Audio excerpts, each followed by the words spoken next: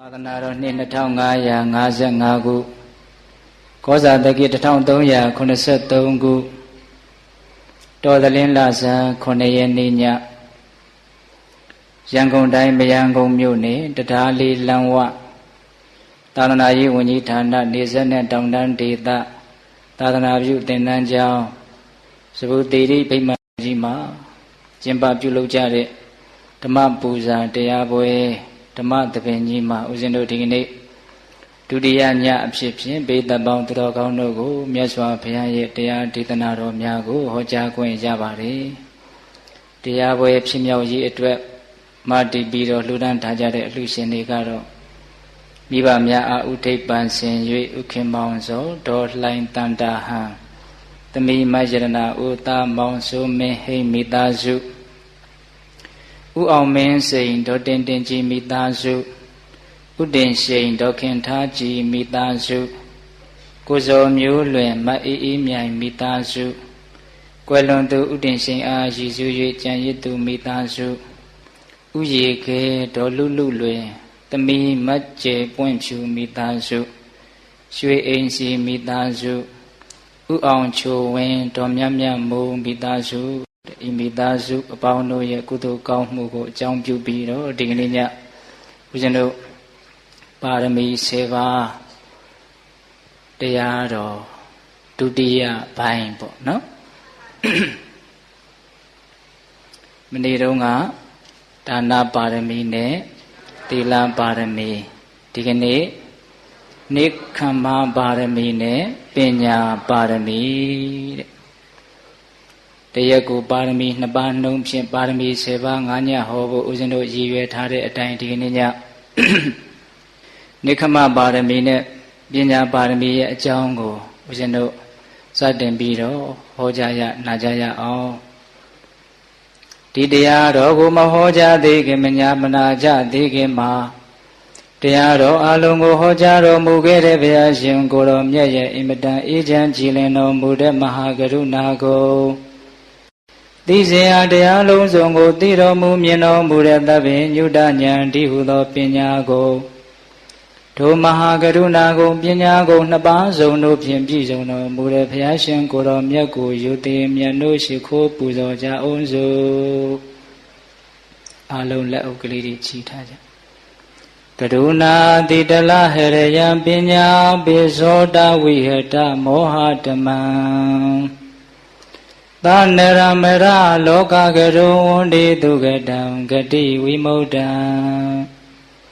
ကရုဏာတိတလဟရယံမဟာကရုဏာတော်ဖြင့်အေးမြသောစိတ်နှလုံးလေးရှိတော်မူပါပြီထသောပညာပိဇောတဝိဟတမောဟဓမ္မံအရဟတမေတိဟုသောအယောင်အလင်းဖြင့်ဝိဇ္ဇာတိဟုသောမိုက်မှောင်ကိုဖယ်ခွာတော်မူပြီးထသောသနရမရလောကရောလူနှင့်မြမတတဝါနန္ဒတို့ဤကြောက်ထီတန်တုအလေးကရုပြုရာတဆူရီသောဆရာသခင်လည်းဖြစ်တော်မူပါပြီထသောဂတိဝိမု ढ ံဒေဝမနုဿနိရယနှင့်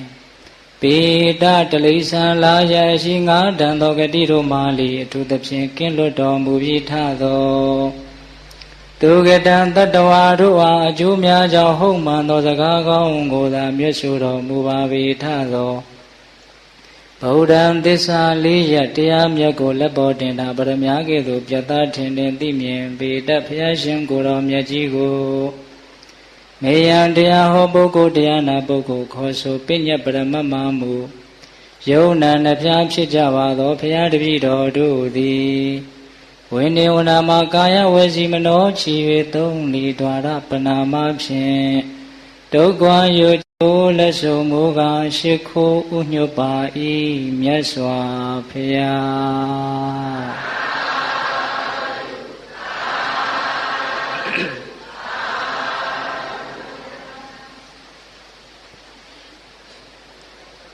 ဦးဇင်းတို့နိက္ခမပါရမီနဲ့ပညာပါရမီတဲ့သူမေရာရှင်ယသိဘုရားဖြစ်ဖို့အတွက်ဘုရားအဖြစ်ကိုပြုတတ်တဲ့တရားတွေဟာဘယ်လိုတရားတွေလဲလို့စုံစမ်းရင်းစူးစမ်းရင်းနဲ့ နိခမပါရမီကိုဆက်ပြီးတော့စဉ်းစားဆင်ခြင်တဲ့နေရာကိုစပြီးတော့ဦးဇင်းတို့ဥတည်ပြီးတော့ပြောကြရအောင်နော်နာဟိတိဣထကာယေဝဗုဒ္ဓဓမ္မဘဝိတရေအမောင်သူမေရာဘုရားဖြစ်ကိုပြုတတ်တဲ့တရားသည်ဤ၍ဤမျှသာမကပေဘူးဒါနကောင်းမှုသီလကောင်းမှုလို့ဆိုရတဲ့ဒါနပါရမီသီလပါရမီမျှတယ်မကပေဘူးနောက်ထပ်ရှိလေဦးမယ်ဆိုပြီးတော့ပါရမီပဝိစယဉာဏ်နဲ့ဘုရားအဖြစ်ကိုပြုတတ်တဲ့ပါရမီတော်တွေကိုဆက်ပြီးတော့စဉ်းစားဆင်ခြင်တယ်ဝိစီနန္တောတတတခိတတိယနိခမပါရမေပုဗ္ဗကေဟိမဟေတိဟိအာတိဝိတနိတေဝိတံဝိစီနန္တောစဉ်းစားဆင်ခြင်သည်ရှိသောတတထိုအခါ၌ပုဗ္ဗကေဟိရှင်း၌ဖြစ်ကုန်သောမဟေတိဟိဘုရားရှင်ကိုယ်တော်မြတ်ကြီးတို့သည်အာတိဝိတနိတေဝိတံအဖမအမြဲမပြတ်လေးလာအသုံးတအကျင့်သုံးတော်မူအပ်သောတတိယသုံးခုမြောက်ဖြစ်သောနိခမပါရမီနိခမပါရမီတော်မြတ်ကိုအတ္တခိန်တွေ့မြင်တော်မူပြီဒါဘုရားဖြစ်တော်မူပြီးတဲ့နောက်ပြန်ပြီးတော့ဟောတာဘုရားဖြစ်ကိုပြုတတ်တဲ့တရားတွေဟာဒါနသီလလောက်မျှမကပြီဘူးဆိုပြီးတော့ဆက်စဉ်းစားတော့တတိယမြောက်နိခမပါရမီကိုတွေ့ပါတယ်တဲ့အဲ့ဒီနိခမပါရမီကိုသင်ဟာဘုရားအဖြစ်ကိုတကယ်ရခြင်းတယ်ဆိုလို့ရှိရင်စွမ်းစွမ်းတမန်ကျင့်ကြံကြိုးကုပ်အားထုတ်မယ်ဆိုရင်ဘုရားဖြစ်လိမ့်မယ်တဲ့ဣမန္တောပထမန္တာဝဒလံကတ္တဝသမာဓိယဣမန္တောတတိယန္တာဝဒလံကတ္တဝသမာဓိယနိခမပါရမိတံခိစ္ဆယရိဘောဓိပတ္တုမိစ္ဆတိသူမေရာပန္တိတာအိုပညာရှိအမောင်သူမေရာတွန်သင်သည်ဘောဓိယရဟတမေဉာဏ်တပင်ညုတဉာဏ်ကိုပတ္တုံရောက်ခြင်းငါယရိအိစ္ဆတိအကယ်၍အလိုရှိတယ်ဆိုရင်တတိယံသုံးခုမြောက်ဖြစ်သောဣမံဤနိခမပါရမီတော်မြတ်ကိုပရိပူရယဖြည့်စည်းပါလေလောနိခမပါရမီနိခမပါရမီကိုကိစ္စပူရိဟိဖြည့်ကျင့်ပါလေလောသင်ဟာတတိယမြောက်နိခမပါရမီကိုဆက်ပြီးတော့ကျင့်သုံးပါတဲ့စာဆိုလို့ရှိရင်သင်ဟာဘုရားရှင်စစ်ဧကံဖြစ်လိမ့်မယ်သူကိုယ်သူတိုက်တွန်းတယ်အဲ့ဒီလိုတိုက်တွန်းတဲ့နေရာမှာနိခမပါရမီကိုလည်းပဲဦးဇင်းတို့ဥပမာလေးနဲ့သူကိုယ်သူဆုံးမတယ်နော်ပါရမီ10ပါးကိုဥပမာ10ပါးဖြစ်လိမ့်မယ်နော်ဒကမကြီးများမနေ့တုန်းကဒါနပါရမီကိုဘယ်လိုဥပမာနဲ့သူစဉ်းစားတာလဲရေပြီးအိုးကိုမှောက်ချလိုက်တယ်လို့မျိုးဟုတ်လားသီလပါရမီကြတော့ဘယ်လိုစဉ်းစားတာလဲစမရီသားကောင်ဟာသူ့အမီးကိုအသက်နဲ့ကာကွယ်စောင့်ရှောက်တယ်လို့မျိုးဟုတ်လားဒီနေ့နိခမပါရမီကြတော့သူဘယ်လိုဆက်ပြီးတော့ဥပမာနဲ့စဉ်းစားမှလဲဆိုတော့ယထာပိအန္တုဂရေပုရိသောစီရာဟုတောဒုက္ခတိတောနာတထာရာဂစနိတိမုဒ္ဓိမေဝကဝေတတိတတိဝါတောသဗ္ဗဘဝေပတ္တအန္တုဂရေဝိယနိခမပိမူခောဟောတိဘဝတောပရိမုဒ္ဓိယသူမေရာပန္တိတအိုပညာရှိအမောင်သူမေရာယထာပိဥပမာအဖြင့်အန္တုဂရေအချုပ်ထောင်၌ရှိရဟုသောကြာမြင့်စွာနေရသောဒုက္ခတိတောကိုယ်ရဲ့ဆင်းရဲခြင်းစိတ်ရဲ့ဆင်းရဲခြင်းတို့ဖြင့်ပြင်းစွာနှိပ်စက်ခြင်းခံနေရသောပုရိသောယောက်ျားသည်တတ္ထထိုအချုပ်ထောင်၌ရာဂံမမောခြင်းကိုနဇနိတိယထာမဖြစ်စေတဲ့ကဲ့သို့မௌတိမေဝထိုအချုပ်ထောင်မှလွတ်မြောက်ခြင်းကိုသာလျှင်ကဝေတတိယထာရှာမိ၍နေတဲ့ကဲ့သို့တတိဝထိုအတူသာလျှင်တွန်ပိသင်သည်လီသဗ္ဗဗဝေအလုံးစုံသောဘဝတို့ကိုအန္တုဂရေဝိယအချုပ်ထောင်ကြီးနဲ့တူသည်ဟု၍ပတ္တမြင်အောင်ကြည့်ပါလေဘဝတော်ဘဝသုံးပါးမှာပရိမုဒ္ဓိယလွတ်မြောက်ခြင်းကနေခမပိမူခောနေခမသို့ဥလှဲ၍ထားအပ်သည်ဟောဟိဖြစ်ပါလေလောအဓိပ္ပာယ်ကဘာပြောတာလဲဆိုတော့ အချုပ်ထောင်ထဲမှာအကြာကြီးနှစ်ပေါင်းများစွာနေရတဲ့အချုပ်သားတစ်ယောက်အဲ့ဒီလိုအချုပ်ထောင်ထဲမှာနေရတာလေချမ်းချမ်းသာသာနေရတာမဟုတ်ဘူးရှိတာဟုတ်တော့ကြာမြင့်စွာနေရသောဒုက္ခတိတောကိုယ်ဆင်းရဲခြင်းစိတ်ဆင်းရဲခြင်းတို့သည်ပြင်းစွာနှိမ့်ဆက်အပ်သောအချုပ်ထောင်ထဲမှာကိုယ်ရဲ့ဆင်းရဲခြင်းစိတ်ရဲ့ဆင်းရဲခြင်းနဲ့တကယ်ကိုပဲပင်ပန်းမသက်မသာနေရတာခဏလေးလားဆိုတော့မဟုတ်ဘူးနော်အကြာကြီးနေရတာအဲ့ဒီလိုအချုပ်ထောင်ထဲမှာကိုယ်ဆင်းရဲစိတ်ဆင်းရဲနဲ့အကြာကြီးနေရတဲ့ယောက်ျားတစ်ယောက်ဟာတဲ့အဲ့ဒီအချုပ်ထောင်ကြီးရဲ့အပေါ်မှာတွေ့တာတဲ့သဘောမက်မောတဲ့သဘောပျော်တဲ့သဘောမရှိသလိုမျိုးအဲ့ဒီအချုပ်ထောင်ကြီးတဲကပဲလွတ်မြောက်ရေးအတွက်အမြဲတမ်းစိတ်ကူးနေသလိုမျိုးသင်ဟာလည်းပဲဒီဘဝတန်တရားကနေလွတ်မြောက်ဖို့အတွက်ဘဝတန်တရားကြီးကိုအချုပ်ထောင်ကြီးလို့စိတ်ထဲမှာမြင်အောင်ကြည့်ပါတဲ့ပိဋကရဲ့ဘဝတန်တရားကြီးကိုအချုပ်ထောင်ကြီးလို့မြင်အောင်ကြည့်ရမယ်တဲ့ဘာကိုပဲလှုပ်နိခမံဘိမုခောဟောတိတဲ့လွတ်မြောက်ရေးကိုရှေ့ရှုပြီးတော့လုပ်ရမယ်နော်နိခမံဘိမုခောနိခမဘက်ကိုမျက်နှာမူထားရမယ်ဟုတ်လားဘယ်ဘက်ကိုမျက်နှာမူမယ်အေးဒါကိုဦးဇင်းတို့အရက်စကားလေးနဲ့နားလည်အောင်ပြောရရင်လွတ်မြောက်ရေးကိုအမြဲတမ်းရှေ့ရှုနေရမယ်နော်ဘဝတော်ဘဝသုံးပါးမှာပရိမုဒ္ဒိယလွတ်မြောက်ခြင်းကနိခမဘိမုခောနိခမသို့ရှေ့ရှုသည်ဟောတိဖြစ်ပါလေလောအမြဲတမ်းလွတ်မြောက်ဖို့အတွက်စဉ်းစားပြီးတော့သင်နေရမယ်တဲ့အဲ့ဒါဆိုလို့ရှိရင်သင်ဟာအရဟတမေဉာဏ်သဗ္ဗညုတဉာဏ်ကိုရလို့ဖျားရှင်စေဧကံဖြစ်လိမ့်မယ်လို့သူ့ကိုယ်သူဆုံးမတာနော်ဒါကြောင့်နိခမပါရမီကိုဒီနေရာမှာဥပမာတတိယမြောက်ပေတပေါင်းသူတော်ကောင်းတို့မှတ်ရမယ်အချုပ်ထောင်ထဲမှာကြာမြင့်စွာစင်စင်ရဲရဲနေရတဲ့လူတစ်ယောက်ဟာအချုပ်ထောင်ကိုမမောတဲ့သဘောမရှိဘဲနဲ့အချုပ်ထောင်ထဲကလွတ်မြောက်ဖို့အမြဲတမ်းစိတ်ကူးထဲ့နေသလိုမျိုးမိမိဘဝတန်တရားခန္ဓာအစဉ်ကနေပြီးတော့လွတ်မြောက်ဖို့အတွက်ဘာပဲလှုပ်ဘာပဲပြောဘာပဲစဉ်းစားနိခမဘိမုခောလွတ်မြောက်ရေးကိုရှေ့ရှုပြီးတော့လုပ်ရမယ်ပြောရမယ်ကြံရမယ်တဲ့ဒါဆိုလို့ရှိရင်သင်ဟာအရဟတမေဉာဏ်သဗ္ဗညုတဉာဏ်ကိုရပါလိမ့်မယ်တဲ့ဟုတ်လားတပိတပေါင်းသူတော်ကောင်းတို့နိခမဆိုတဲ့စကားလေးကိုဦးဇင်းတို့စတင်ပြီးတော့ရှင်းကြရအောင်ဗျာဟုတ်လားနိခမဆိုတာထွက်မြောက်ခြင်းလွတ်မြောက်ခြင်းလို့အဓိပ္ပာယ်ရတယ်ဘာကနေထွက်တာလဲဆိုတော့ကာမကနေထွက်တာပိဋိဘယ်ကနေထွက်တယ်ကာမကနေထွက်တာဒီနေရာမှာကာမကလည်း2မျိုးရှိဝိထုကာမရဲ့ကိလေသာကာမရဲ့ဝိထုကာမဆိုတာအာယုန်တွေကိုပြောတာ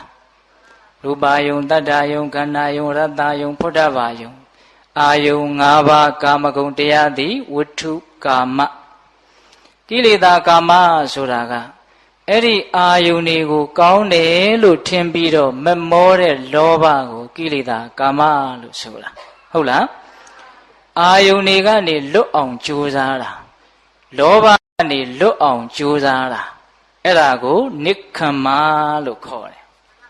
ဘယ်ကနေလွတ်အောင်ကြိုးစားတယ်အာယုန်တွေကနေလွတ်အောင်ကြိုးစားတယ်လောဘကနေလွတ်အောင်ကြိုးစားတယ်အဲ့တော့ဘေးသက်ပေါင်းသူတော်ကောင်းတို့အာယုန်တွေကနေအာလုံးလွတ်ဖို့ဆိုတာတော့ဘုရားယဟန္တာတွေတောင်မဖြစ်နိုင်ဘူးနော်သို့တော့လောဘဒေါသမောဟကိုဖြစ်စေတဲ့အင်မတန်လဲဆွဲလန်းစေတဲ့ရင်မှုစေတဲ့အာယုန်တွေကိုတော့ရှောင်ရမှာပဲမဟုတ်လားဟင်တခါကြီးဒီမိုင်းများရှောင်ရမှာပဲမဟုတ်လားမရှောင်မဲနဲ့ထိတ်တိုက်တိုးမယ်ဆိုရင်အဲ့ဒီအာယုန်တွေကြောင့်လောဘဒေါသတွေဖြစ်ပြီးတော့နှိမ့်မွန်းသွားမှာပဲလေဒါကြောင့်မလိုလားအပ်တဲ့အာယုန်တွေကလည်းပဲလွတ်မြောက်အောင်ကြိုးစားရမယ်ဒါပေမဲ့အဓိကကြတာကတော့လောဘကလွတ်အောင်ကြိုးစားခြင်းသည်နိက္ခမလို့တူတူလေးနဲ့ထိထိမိမိအဲ့ဒါလိုနားလည်ရမယ်ဘယ်ကနေလွတ်အောင်ကြိုးစားတာဟာနိက္ခမလဲ လောဘကနေလွတ်မြောက်အောင်ကြိုးစားတာနိခမ္မဒါကြောင့်ဦးဇင်းတို့လေဒီစတော်ဘုရားကြီးကဥတ္တမပုရိသဒေပိနိကျမ်းပါလေနိခမ္မဆိုတာတရားကိုကောက်ရင်အလောဘကိုပြောတာပါတဲ့ပိဋကရေဘာကိုပြောတယ်အလောဘလောဘဆိုတာကလူကျင်တာအဆိုတာက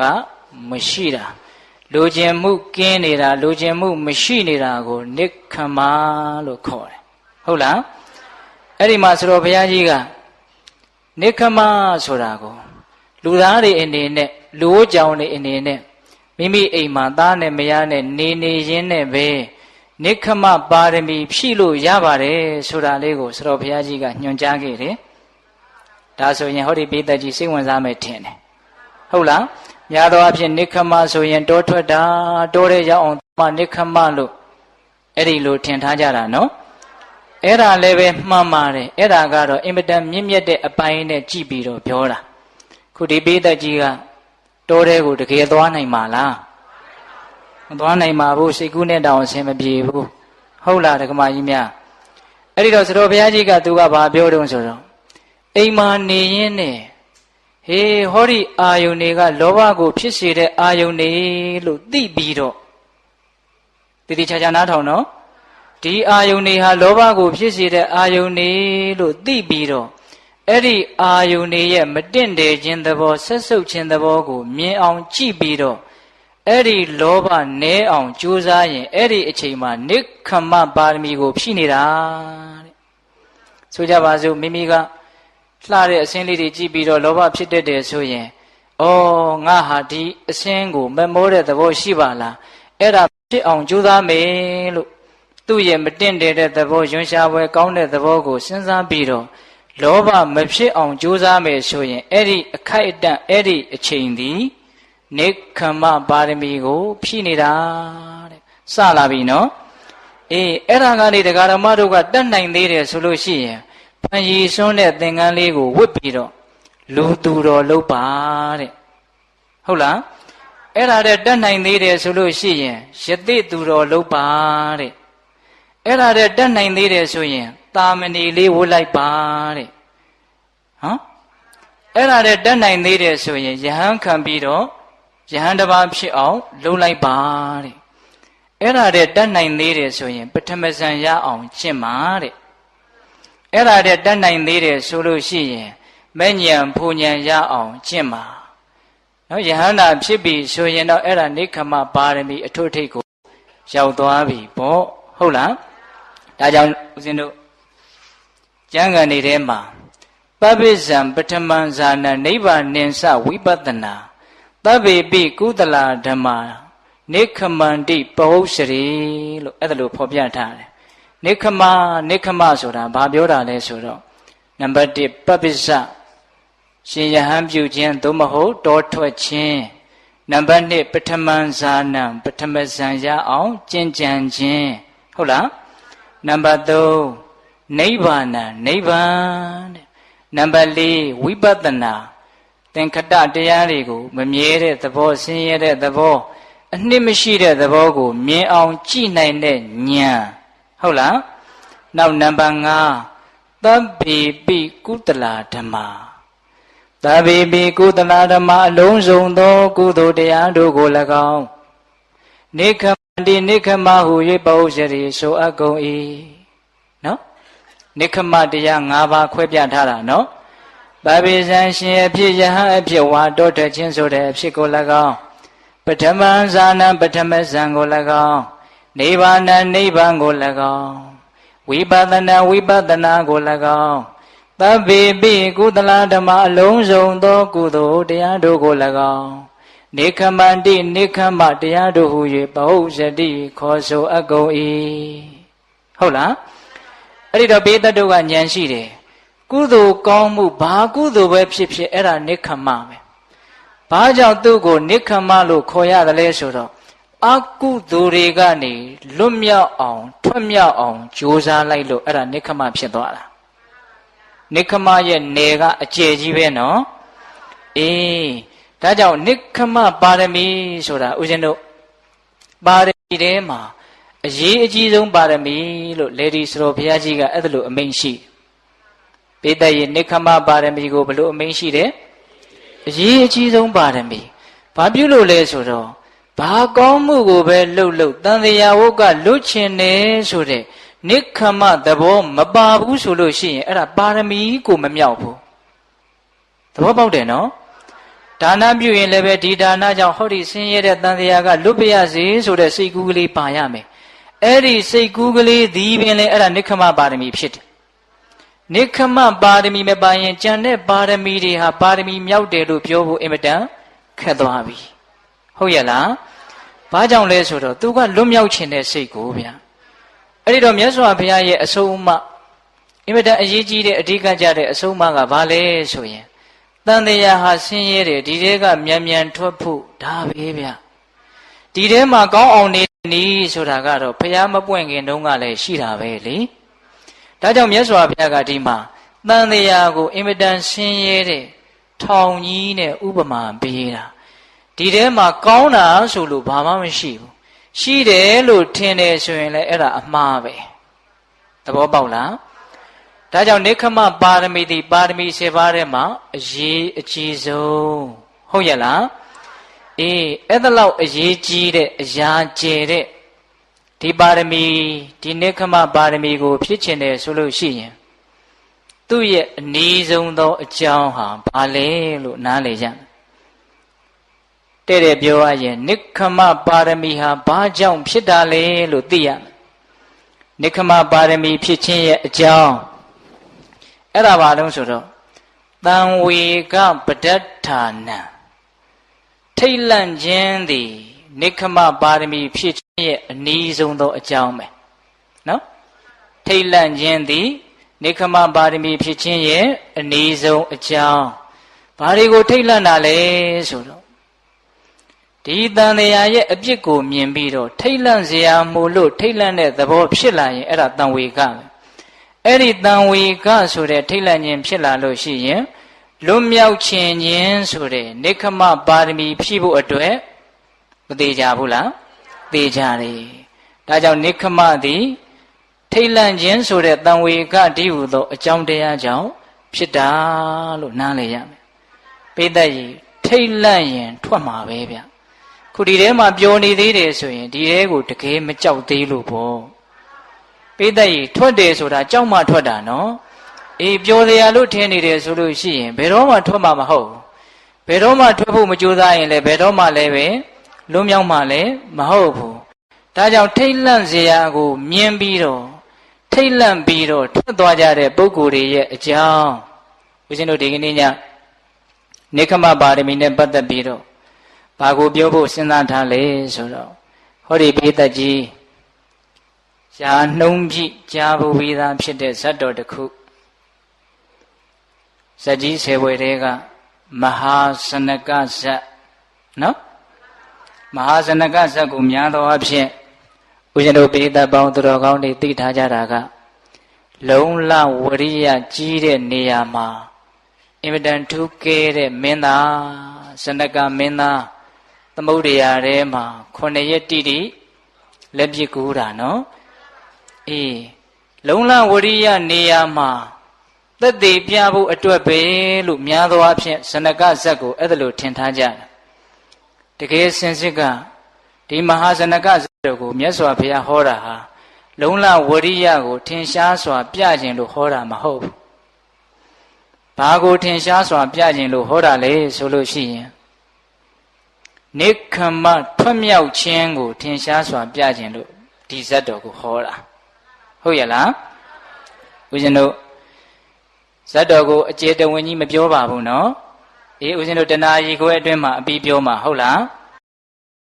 အဲ့ဒီတော့ဒီဇတ်တော်ကိုဘာကြောင့်ဟောသလဲဆိုတော့ယဟန်တော်တွေကမြတ်စွာဘုရားကိုချီးမွမ်းကြတာကိုဗျဩအင်မတန်ကြီးကျယ်တဲ့စည်းစိမ်တွေပိုင်ဆိုင်မှုတွေပတ်သက်မှုတွေအကုန်လုံးစွန့်ပြီးတော့တကယ်မြင့်မြတ်တဲ့တရားကိုရှာဖွေခဲ့တာမြတ်စွာဘုရားတောထွက်တော်မူနိုင်တာဟာအံ့ဩဖွယ်ကောင်းပါပြီရဲ့လို့ဒီလိုမြတ်စွာဘုရားကိုချီးမွမ်းကြတယ်အဲ့ဒီအချိန်မှာမြတ်စွာဘုရားကြွလာပြီးတော့ချက်သားတို့ဘာကြောင့်ပြောနေကြတာတို့မြတ်စွာဘု ရဲ့နိခမပါရမီကိုချီးမွမ်းနေတာပါဗျာအေးအရင်အမှန်ဖြစ်လာလို့နောက်ဆုံးဘဝထွက်နိုင်တယ်ဆိုတာအံ့ဩဖွယ်မရှိသေးဘူးတကယ်စင်စစ်ငါဘုရားအလောင်းတော်မဟာဇနကမင်းသားဖြစ်တုန်းကခဲရခဲစစ်အနှောင့်အယှက်တွေကြားတဲ့ကတောင်ဒီတန်တရားဝုတ်ကလွတ်အောင်ယုံမယ်ဆိုတဲ့စိတ်နဲ့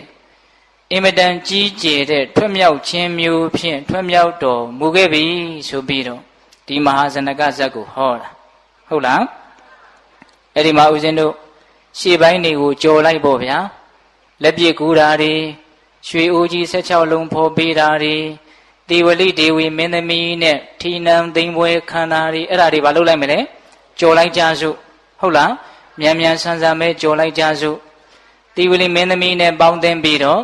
ဒီကာဝုဆိုတဲ့သားလေးတစ်ယောက်ရတယ်လေအဲ့ဒီသားလေး16နှစ်သားလေးရောက်တော့ဘုရားလောင်းကြီးကသားတော်လေးကိုအိမ်ရှိဥပယာစာအနှင်းတယ်ဟုတ်လားအဲ့ဒီလိုအနှင်းပြီးတော့တနေ့ရောက်တော့အဲ့ဒီခေတ်ကသူကအသက်ကတော်တော်ရှိတယ်ဗျအဲ့ဒီအချိန်မှာဘုရားလောင်းကြီးကတီးနှံစိုးစံခဲ့တာနှစ်ပေါင်း9000နီးပါးတောင်ရှိသွားပြီလို့ဆိုတယ်ဟုတ်လားအဲ့ဒါလိုနဲ့တနေ့ကြတော့ဦးဇင်းတို့ဘုရားလောင်းကြီးတီးနှံစည်းစိမ်ခံစားနေရင်းနဲ့ဥယျာဉ်မှုကတစ်သီးတွေပါတွေလာပြီးတော့ကတ်တော့ဘုရားလောင်းကဟာသိတ်လာတဲ့အသေးနံတွေပဲမင်းဥယျာဉ်တွေကိုငါထွက်ပြီးတော့ကြည့်ကျင်တယ်ဆိုပြီးတော့အဲ့ဒီမှာအင်္ဂါ၄ပါးနဲ့ပြည့်စုံတဲ့စစ်တပ်တွေမူမတ်တွေချမ်းရမ်းပြီးတော့ဥယျာဉ်တော်ထွက်အဲ့ဒီဥယျာဉ်ရဲ့အပေါက်ရဲ့တစ်ဖက်တစ်ချက်မှာတရက်ပင်ကြီးနှစ်ပင်ရှိအဲ့ဒီတရက်ပင်တစ်ပင်ကအင်မတန်အနံ့အရသာနဲ့ပြည့်စုံတဲ့ဘုရင်မင်းတရားတို့နန်းတွင်သူနန်းတွင်သားတို့စားရတဲ့တရက်ပင်ကြီးအဲ့ဒီတရက်ပင်ကြီးကလည်းဝါဝင်လို့မှဲ့ပြီးတော့ဒီလိုဖြစ်နေတာအဲ့ဒါကိုဘုရားလောင်းကရှင်မော်ကနေဆင်စည်းရင်းနဲ့တလုံးရှုပ်ပြီးတော့စားလိုက်တယ်သိကောင်းတာပဲပြန်လို့ရှိရင်ငါဝါအောင်စားမယ်လို့စိတ်ကူးပြီးတော့ဥယျာဉ်ထဲရောက်ဘုရားလောင်းကြီးကအဲ့ဒါလိုစိတ်ကူးနေပဲမလို့နောက်ကလိုက်လာကြတဲ့ပိဋကတ်တွေကဘုရင်မင်းတရားစားသုံးလို့ပြီးသွားပြီဆိုတော့အားလုံးကကိုင်တို့လဲစားမယ်တို့လဲစားမယ်ဆိုပြီးတော့ခုပြီးတော့စားလိုက်တာအမှဲ့တွေတင်မကဘူးအစိမ်းတွေပါအကုန်ပြောင်းတယ်အဲ့ဒါတဖြည်းဖြည်းနဲ့နောက်ကျလာတဲ့လူတွေကယာဓုတွေနှိမ့်ပြီးတော့တကယ်တာမန်လူတန်းသားရောက်ပြီဆိုတော့တရတိကတလုံးမှမရှိတော့အဲ့တော့တို့အတွက်မကြံရကောင်းလားဆိုပြီးတော့စိတ်တွေတူပြီးတော့တရပင်ကြီးကိုဒုတ်တွေနဲ့ပြစ်ကြတရကိုင်းတွေချိုးကြအဲ့ဒါလိုမလှမပကြီးဖြစ်နေတာအဲ့ဒါနဲ့အချိန်ကုန်တော့ဘုရားလောင်းကဥယျာဉ်ထဲကပြန်ထွက်လာတော့တရတိစားမယ်လို့တရပင်ကိုမော့ကြည့်တရပင်ကရုပ်ပြက်ဆင်းပြက်ဖြစ်နေပြီအဲ့ဒီမှာအမတ်တွေကိုဘလို့ဖြစ်တာတော့မနဲ့တုန်းကနဲ့မတူပါလားမှန်လားပါဗျာဒီလိုဒီအကြောင်းပဲအားလုံးခုဆွတ်စားပြီးတော့မရတဲ့လူတွေကစိတ်တူပြီးတော့ဖြည့်ဆည်းကြလို့အဲ့ဒီမှာဘုရားလောင်းကြီးကဟိုဘက်ကတရက်ပင်တပင်ကိုကြည့်လိုက်တော့မြစိမ့်တောင်ကြီးလို့စိမ့်ညို့အဲ့ဒီလိုဖြစ်တယ်အဲ့ဒါနဲ့ဘုရားလောင်းကဟေးဒီဘက်ကတရက်ပင်ကတော့ပျက်စီးခြင်းမလှပျက်စီးရတယ်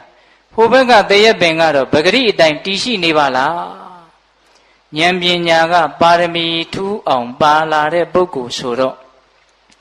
ဟောဒီဌိနစည်းစိမ်ကိုပိုင်တဲ့ငါရဲ့အဖြစ်ဟာတရတိတီးတဲ့တရက်ပင်နဲ့တူတယ်ယတိယဟန်တို့ရဲ့အဖြစ်ကတော့အတိမတိတဲ့အပင်နဲ့တူတယ်အင်မတန်ငြိမ်းချမ်းတယ်မဖြစ်ဘူးငါတော့ရှင်ယဟန်ပြုမယ်လို့တခါတည်းဆုံးဖြတ်ချက်ချတယ်တဲ့ပိဿယေတရက်ပင်နှစ်ပင်ကဟောတဲ့တရားကိုနာပြီးတော့ယဟန်ပြုမယ်နိခမပါရမီကိုစိတ်ဝင်စားသွားတာဟုတ်လားအဲ့ဒါနဲ့နန်းတော်ရောက်ပြီဆိုတော့ဘယ်သူနဲ့မှစကားမပြောတော့အဲ့ဒါသူသတင်းသုံးနေတဲ့ပြတ်သက်ဆောင်ကြီးပေါ်တက်ပြီးတော့အလုအကျွေးတယောက်ကိုအမိန်ပေးတယ်မင်းကလွယ်လို့ငါးစီကိုဘယ်သူမှမလာစေနဲ့မင်းလည်းပဲဒီပြင်ချိန်မှမလာနဲ့စားတော့အုပ်လာပို့တဲ့အချိန်ကလွဲလို့ကြံတဲ့အချိန်တရားမှမလာနဲ့ဒီပြင်လူလည်းမလာနဲ့အဲ့ဒါနဲ့ပြတ်သက်ကြီးပေါ်မှာထိုင်ပြီးတော့တယောက်တည်းတရားကျင့်နေတာပိဿယေနိခမပါရမီပြည့်ဖို့အတွက်အာယူနေတာဟုတ်လားအဲ့ဒါလိုအာယူရင်နဲ့သူစဉ်းစားတယ်ဩ ငါကိုးကွယ်တဲ့ငါရဲ့ဆရာပြည့်စုံဖို့တာအရှင်မြတ်ကြီးတွေရဲ့ဘဝငြိမ်းချမ်းလိုက်တာဘယ်တော့မှများငါဟာအဲ့ဒါလိုမျိုးဆုံးခံစားရတဲ့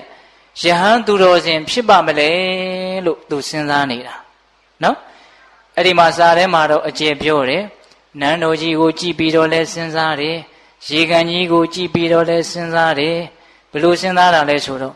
ဒီရေကန်ကြီးတွေကိုစွန့်ပြီးတော့ဘယ်တော့မှမြန်ငါအေးချမ်းတဲ့ဘဝရောက်မှလဲဒီနန်းတော်ကြီးကိုစွန့်ပြီးတော့ဘယ်တော့မှမြန်အေးချမ်းတဲ့ဘဝကိုရောက်မှလဲအမြဲတမ်းထွတ်မြောက်ဖို့ပဲသူစဉ်းစားနေတာ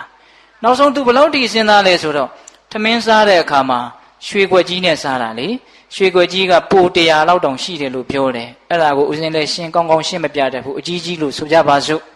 ဟုတ်လားအဲ့ဒီရွှေကွက်ကြီးကိုကြည့်ပြီးတော့လည်းစဉ်းစားတာပဲမြင်သမျှယဟန်ပြုဖို့ပဲသူစဉ်းစားနေတာ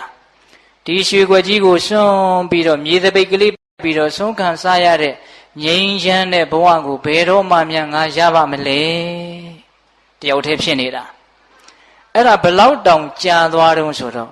4 လကြာသွားတယ်ဘယ်သူနဲ့မှစကားမပြောဘူးနော်ဘယ်သူနဲ့မှလည်းအတွေ့မခံဘူးနော်အေးအဲ့ဒီလို4 လကြာသွားတော့အလုတ်အကျွေးကိုကိုင်းငါကြာမဆိုင်တော့ဘူးငါဒီနေပဲယဟန်ပြုမင်းဈေးကိုသွားပြီးတော့တပိတ်ပေးခရဝယ်ခဲ့ဘယ်သူကိုမှမပြောနဲ့လို့နှုတ်ပိတ်လိုက်တယ်နော်အဲ့ဒါနဲ့ဝဲလာတော့သူကိုယ်တိုင်ပဲခေါင်းကိုကိုယ့်ဟက်ကိုရိပ်ပြီးတော့အဲ့ဒီပြက်သက်ကြီးပေါ်မှာပဲယဟန်ပြုတ်ပြလိုက်တယ်ဟုတ်လားယဟန်ပြုတ်ပြီးတော့2 ခေါက် 3 ခေါက်လောက်ရှောက်ကြည့်လိုက်သေးတယ်ဩငါရဲ့ယဟန်အဖြစ်ဟာတင့်တယ်ပြီစွာချမ်းသာပြီစွာအဲ့ဒီလိုနဲ့အဲ့ဒီနေ့ကတော့မိုးချုပ်သွားလို့ तू မထွက်နိုင်ဘူးတညအဲ့ဒီယဟန်ဝတ်လေးနဲ့ပြက်သက်ကြီးပေါ်မှာအိတ်တယ်နောက်နေ့မနေ့လင်းပြီဆိုတော့ gain ငါရဲ့ထီနန်စည်းစိမ်ပိုင်ဆိုင်မှုပတ်သက်မှုတွေအကုန်လုံးကိုစွန့်ပြီးတော့ငါဟိမွန်တာသွားတော့မယ်ဆိုပြီးတော့နန်းတော်ကြီးပြတ်သက်ကြီးဘောကနေဆင်းလာတာအဲ့ဒီနေ့မှာပဲတိုက်ဆိုင်ဦးဇင်းစဉ်းစားကြည့်တယ်စိတ်ချင်းပဲစကားပြောသလားတော့မသိဘူးဗျာတီဝလိဒေဝီမိဖုရားကြီးကမိဖုရားငယ်လေးတွေ900တောင်ရှိတယ်အဲ့ဒါကိုရှင်မတို့လာခဲ့မင်းတရားကြီးဟာငါတို့စီကိုမလာတာ4 လတောင်ရှိသွားပြီတယောက်တည်းသတင်းသုံးပြီးတော့တကိုယ်ကြီးစမ်းနေတာဒါအကြောင်းရှိလိမ့်မယ်ဒီလောက်ကြာကြီးကင်းကွာနေတာကောင်းတဲ့လက္ခဏာမဟုတ်ဘူးဧကန္တတံဝေကတွေရလို့မြတ်သောအကျင့်ကိုကျင့်ဖို့တို့ကိုစွန့်သွားရင်အခက်ဘာတွေစဉ်းစားနေတယ်လဲမသိဘူးလူရဲ့စိတ်ဆိုတာသိဖို့ခဲရင်းတယ်ဒါကြောင့်မို့လို့ဒီလောက်ကြီးတဲ့ငါးကြီးကိုကွန်ကြီးနဲ့ဖမ်းတယ်လို့မျိုးတဲ့အမဒီလိုတောင်ပြောတယ်နော်ငါးအကြီးကြီးကိုဘာနဲ့ဖမ်းမယ်မိဘရဲ့ငယ်လေးတွေဘယ်လောက်တောင်900တောင်တော့အကောင်းဆုံးပြင်ဆင်ပြီးတော့မင်းကြီးတွေသွားပြီးတော့ခါစားကြမယ်ဆိုပြီးတော့အကုန်လုံးတန်းစီပြီးတော့အဲ့ဒီပြတ်သက်ကြီးဘောကိုတက်လာကြတာတယောက်မှမတက်ခဲ့နဲ့လို့အမိန်ပေးထားတာနော်သူတို့တက်လာတယ်တက်လာတော့ဘုရင်ကြီးကလည်းပဲယဟန်ဝတ်နဲ့အိန္ဒိယမျက်လွှာချပြီးတော့ဆင်းလာတာပြတ်သက်ဘောကမောင်မတွေနဲ့မိဖုရားကြီးခေါင်းဆောင်တဲ့အဖွဲ့ကလည်းတက်သွားတာမမှတ်မိဘူးဗျာမင်းကြီးကိုမင်းကြီးရဲ့နန်းတော်ကိုကြွမြဲဖြစ်တဲ့ပြည့်စေကဗုဒ္ဓအရှင်မြတ်တပါးပဲနဲ့တူတယ်လမ်းဖယ်ပြီးတော့ရှ िख ိုးဝှချပြီးတော့ဒီလိုပဲဘေးကနေကျုံလေးတွေထိုင်တာဘုရားလောင်းကလည်းအေးရအသားလေးဆင်းသွားတာပိဿကြီးချောနေတာပဲနော်သူ့ရဲ့ခရီးစဉ်ကအဲ့ဒီလိုအောက်လဲဆင်းသွားပြီဆိုတော့မိဖုရားတွေကပြတ်သက်ပေါ်တက်တော့ဟိုးပေါ်မှာဂရင်ပေါ်မှာဆပင်တွေတွေ့ပြီဝေလဲတော်တွေတွေ့ပြီအဲ့ဒီတော့မှခုနကတွေ့လိုက်တာတို့ရဲ့အရှင်သခင်ကိုဆိုပြီးတော့ငိုယူပြီးတော့လိုက်ကြတာအဲ့ဒီမှာတဏန်းတော်လုံးအော်တောင်းတဲ့တခါတည်းလှုပ်ရွဖြစ်တယ်အကုန်လုံးရင်ဘတ်စီတီတခါတည်းတားကြတာဘလို့မှတားလို့မရပြီမယ်အဲ့ဒီတေဝလိဒေဝီမိဖုရားကြီးကောင်းဆောင်တဲ့မိဖုရားငယ်900မူတွေမတ်တွေတိုင်းသူပြည်သားတွေဒီလောက်ဉာဏ်ပညာအကျင့်သီလနဲ့ပြည့်စုံတဲ့အရှင်ကိုတို့ဘယ်မှာရနိုင်မှာလဲဒါကြောင့်အရှင်မင်းတရားကျွန်တော်မျိုးတို့ကိုစွန့်ပြီးတော့မသွားပါနဲ့ဆိုပြီးတော့ငိုပြီးတော့လိုက်တာကြတာ နဲနဲနောနောတားတာမဟုတ်ဘူးနော်အေးတန်းတော်လုံးတိုင်းပြည်လုံးလို့ပြောလို့ရတယ်အဲ့ဒါလူအုပ်ကြီးနောက်ကတကက်ဖွေးနေအောင်လိုက်တာရှေ့ကနေပြီးတော့ဘုရားလောင်းကတပါးတည်းမိဖုရားကြီးကောင်းဆောင်တဲ့တိုင်းသူပြည်သားတွေအကုန်လုံးမူကြီးမတ်ရတယ်အကုန်လိုက်တာနော်ဘလို့မှတားလို့မရဘူးအဲ့ဒီတော့မိဖုရားကြီးကညံရှိဘလို့တားလဲဆိုတော့စစ်သူကြီးကိုအမိန်ပေးတယ်ဟိုရှေ့ကနေကြိုသွားအိမ်အဟောင်းတွေဇရက်အဟောင်းတွေအကုန်လုံးမီးတိုက်အဲ့ဒါကောက်ရွေးတွေကိုရေဆွတ်ပြီးတော့မိခိုးတွေဥအောင်လုပ်အဲ့ဒီမှာမီးကြီးလောင်းနေရှင်မင်းကြီးထွက်မယ်မကြံသေးဘူးတိုင်းပြည်ကြီးမီးလောင်နေပါပြီဒီမီးတွေကိုငြိမ်းပြီးတော့မှထွက်တော်မူပါအဲ့ဒီတော့ဘုရားလောင်းကဘာပြန်ပြောတုံဆိုတော့ဒါငါတိုင်းပြည်မဟုတ်ဘူးတဲ့မီးလောင်ယုံမကလို့ဘာပဲဖြစ်နေငါနဲ့မဆိုင်ဘူးတဲ့ငါမှကြောက်ကြခြင်းမရှိတော့အပြက်ပဲနော်အဲ့ဒါနဲ့အဲ့လိုနေတားလို့မရတော့တခါစစ်သူကြီးကိုအမိန်ပေးတယ်ဟေးခိုးသားဓမြတွေထားကြွတဲ့ပုံတရံချိတ်ရည်တွေလောင်းပြီးတော့တချို့လဲသွေးတန်ရဲနဲ့တခါတည်းသေးနေတဲ့ပုံတွေဒဏ်ရာရနေတဲ့ပုံတွေပြေးလွှားငိုယိုအော်ဟစ်ပြီးတော့တခေတ်ရုပ်သေးသေးကြီးဖြစ်တဲ့ပုံတရံရှိကနေကြိုးပြီးတော့စီမံတာ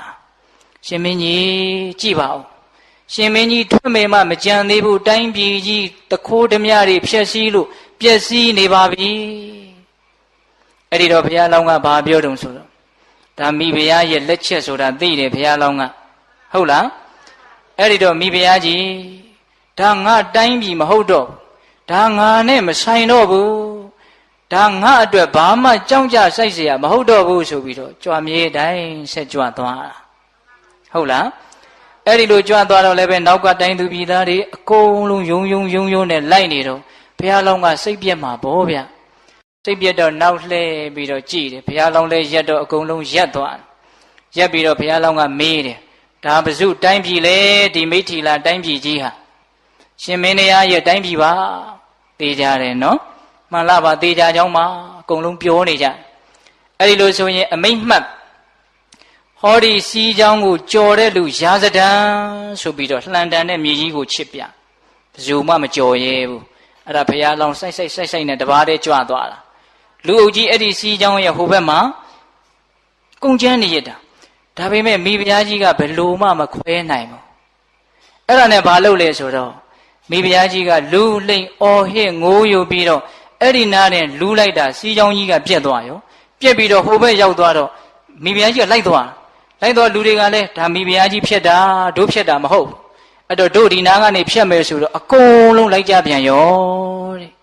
ဟုတ်လားပိဋကဘုရားလောင်းရဲ့နိက္ခမပါရမီမခက်ခဲဘူးလားဗျာခက်ခဲတယ်အဲ့ဒီလိုခက်ခဲတဲ့အခါကျတော့ဘုရားလောင်းကပြန်ပြီးတော့တားလို့လည်းမရမိဖုရားကြီးကိုဟောပြောပြီးတော့ဆုံးမလို့လည်းမရမိဖုရားကြီးကငိုယိုပြီးတော့သားလေးကိုနမ်းအပ်ခဲ့ပါဦးငြိမ်းချမ်းအောင်လုပ်ခဲ့ပါဦးအမျိုးပြောတာပေါ့ဗျာအဲ့ဒါဦးဇင်းတို့အကျယ်သိကြရင်တော့ဇက်ကြီး10ဘွဲ့ကိုပဲရှားပြီးတော့ဖတ်ကြဟုတ်လားအင်မတန်အရသာနဲ့ပြည့်စုံတယ်လို့တော့ဦးဇင်းတို့ကတော့ယူဆအဲ့ဒီလိုနဲ့သွားရင်နဲ့ဦးဇင်းတို့နာဒရယတိဆိုတာရှိတယ်ဟိမန္တာမှာဇံပင်ညင်ရပြီးတော့ချမ်းသာနေတာငါလိုဇံချမ်းသာကိုရှားဖွေးနေတဲ့ပုဂ္ဂိုလ်တွေဘယ်မှာမြန်ရှိလဲမသိဘူးလို့သူကလည်းစဉ်းစားတယ်တဲ့အဲ့ဒီနေ့မှာစဉ်းစားတော့ဩမဟာဇနကမင်းကြီးထိနန်းစည်းစိမ်စွန့်လို့ထွက်လာပကိုအဲ့ဒါနဲ့ဩအနှောင့်အယှက်တွေလည်းဖြစ်နေတယ်ငါသွားပြီးတော့ကူညီမယ်ဆိုပြီးတော့ကောင်းငင်ကနေဇံရင်ရှိပြီးတော့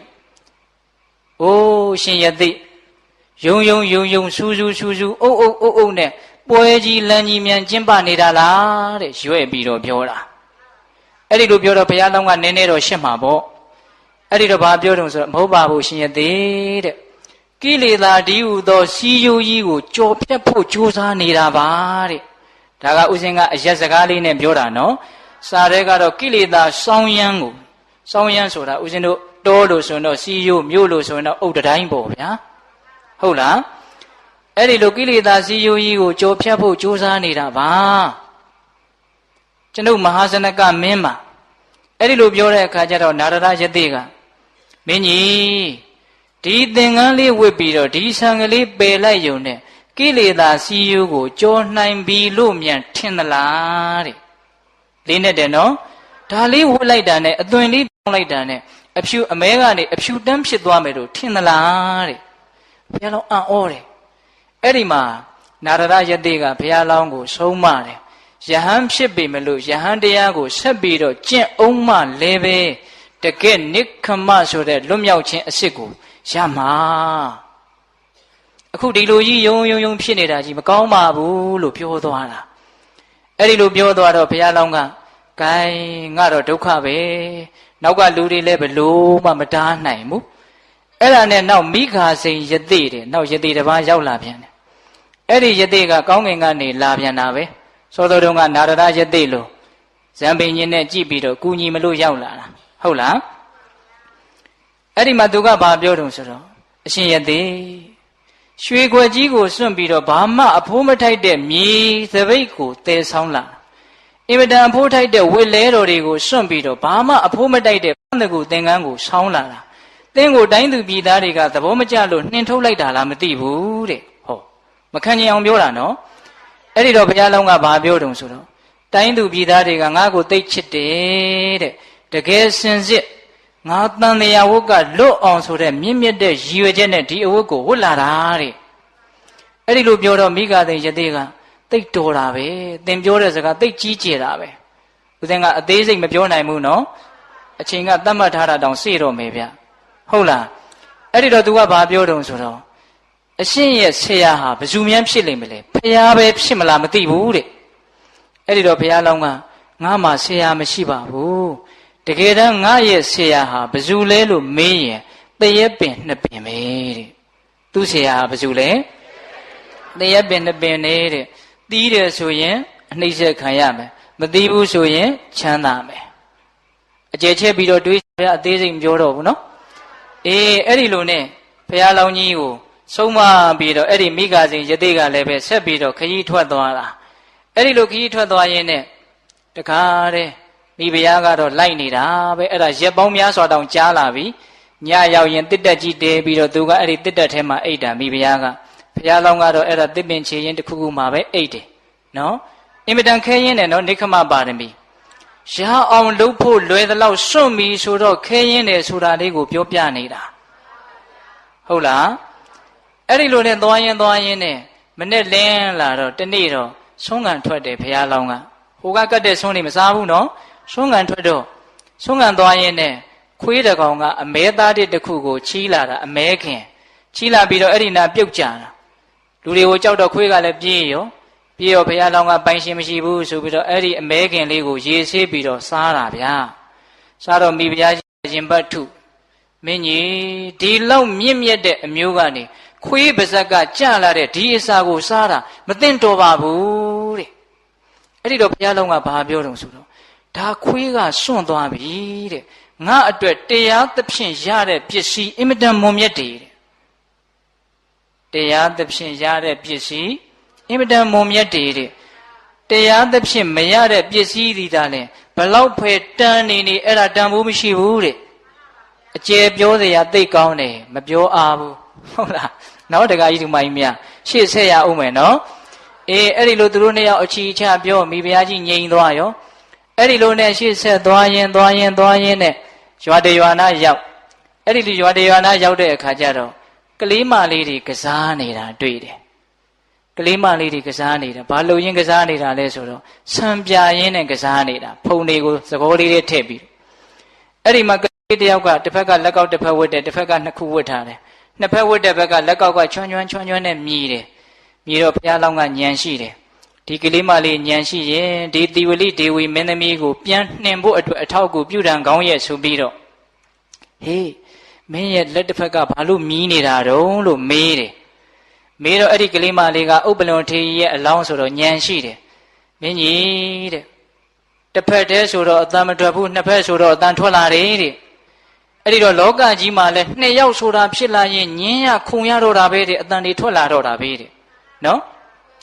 ဝိဝါဒောပတ္တောဒုတိယောကိနေကောဝိဝဒိတတိဒုတိယမြောက်အဖို့ဆိုတာရှိလာတယ်ဆိုရင်အတန်တွေထွက်လာတော့တာပဲနော်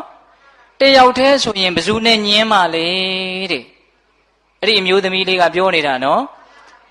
ဒါကြောင့်တကက်ကြီးကျယ်တဲ့နတ်ပြည်နိဗ္ဗာန်ဆိုတဲ့စည်းစိမ်တွေရကျင်နေဆိုရင်တယောက်တည်းချင်းတဲ့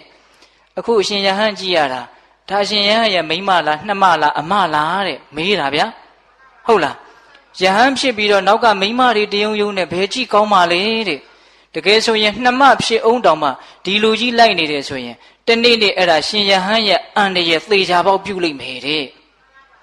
အဲ့ဒီကလေးမလေးကအဲ့လိုပြောတော့ဘုရားလောင်းကသဘောကျ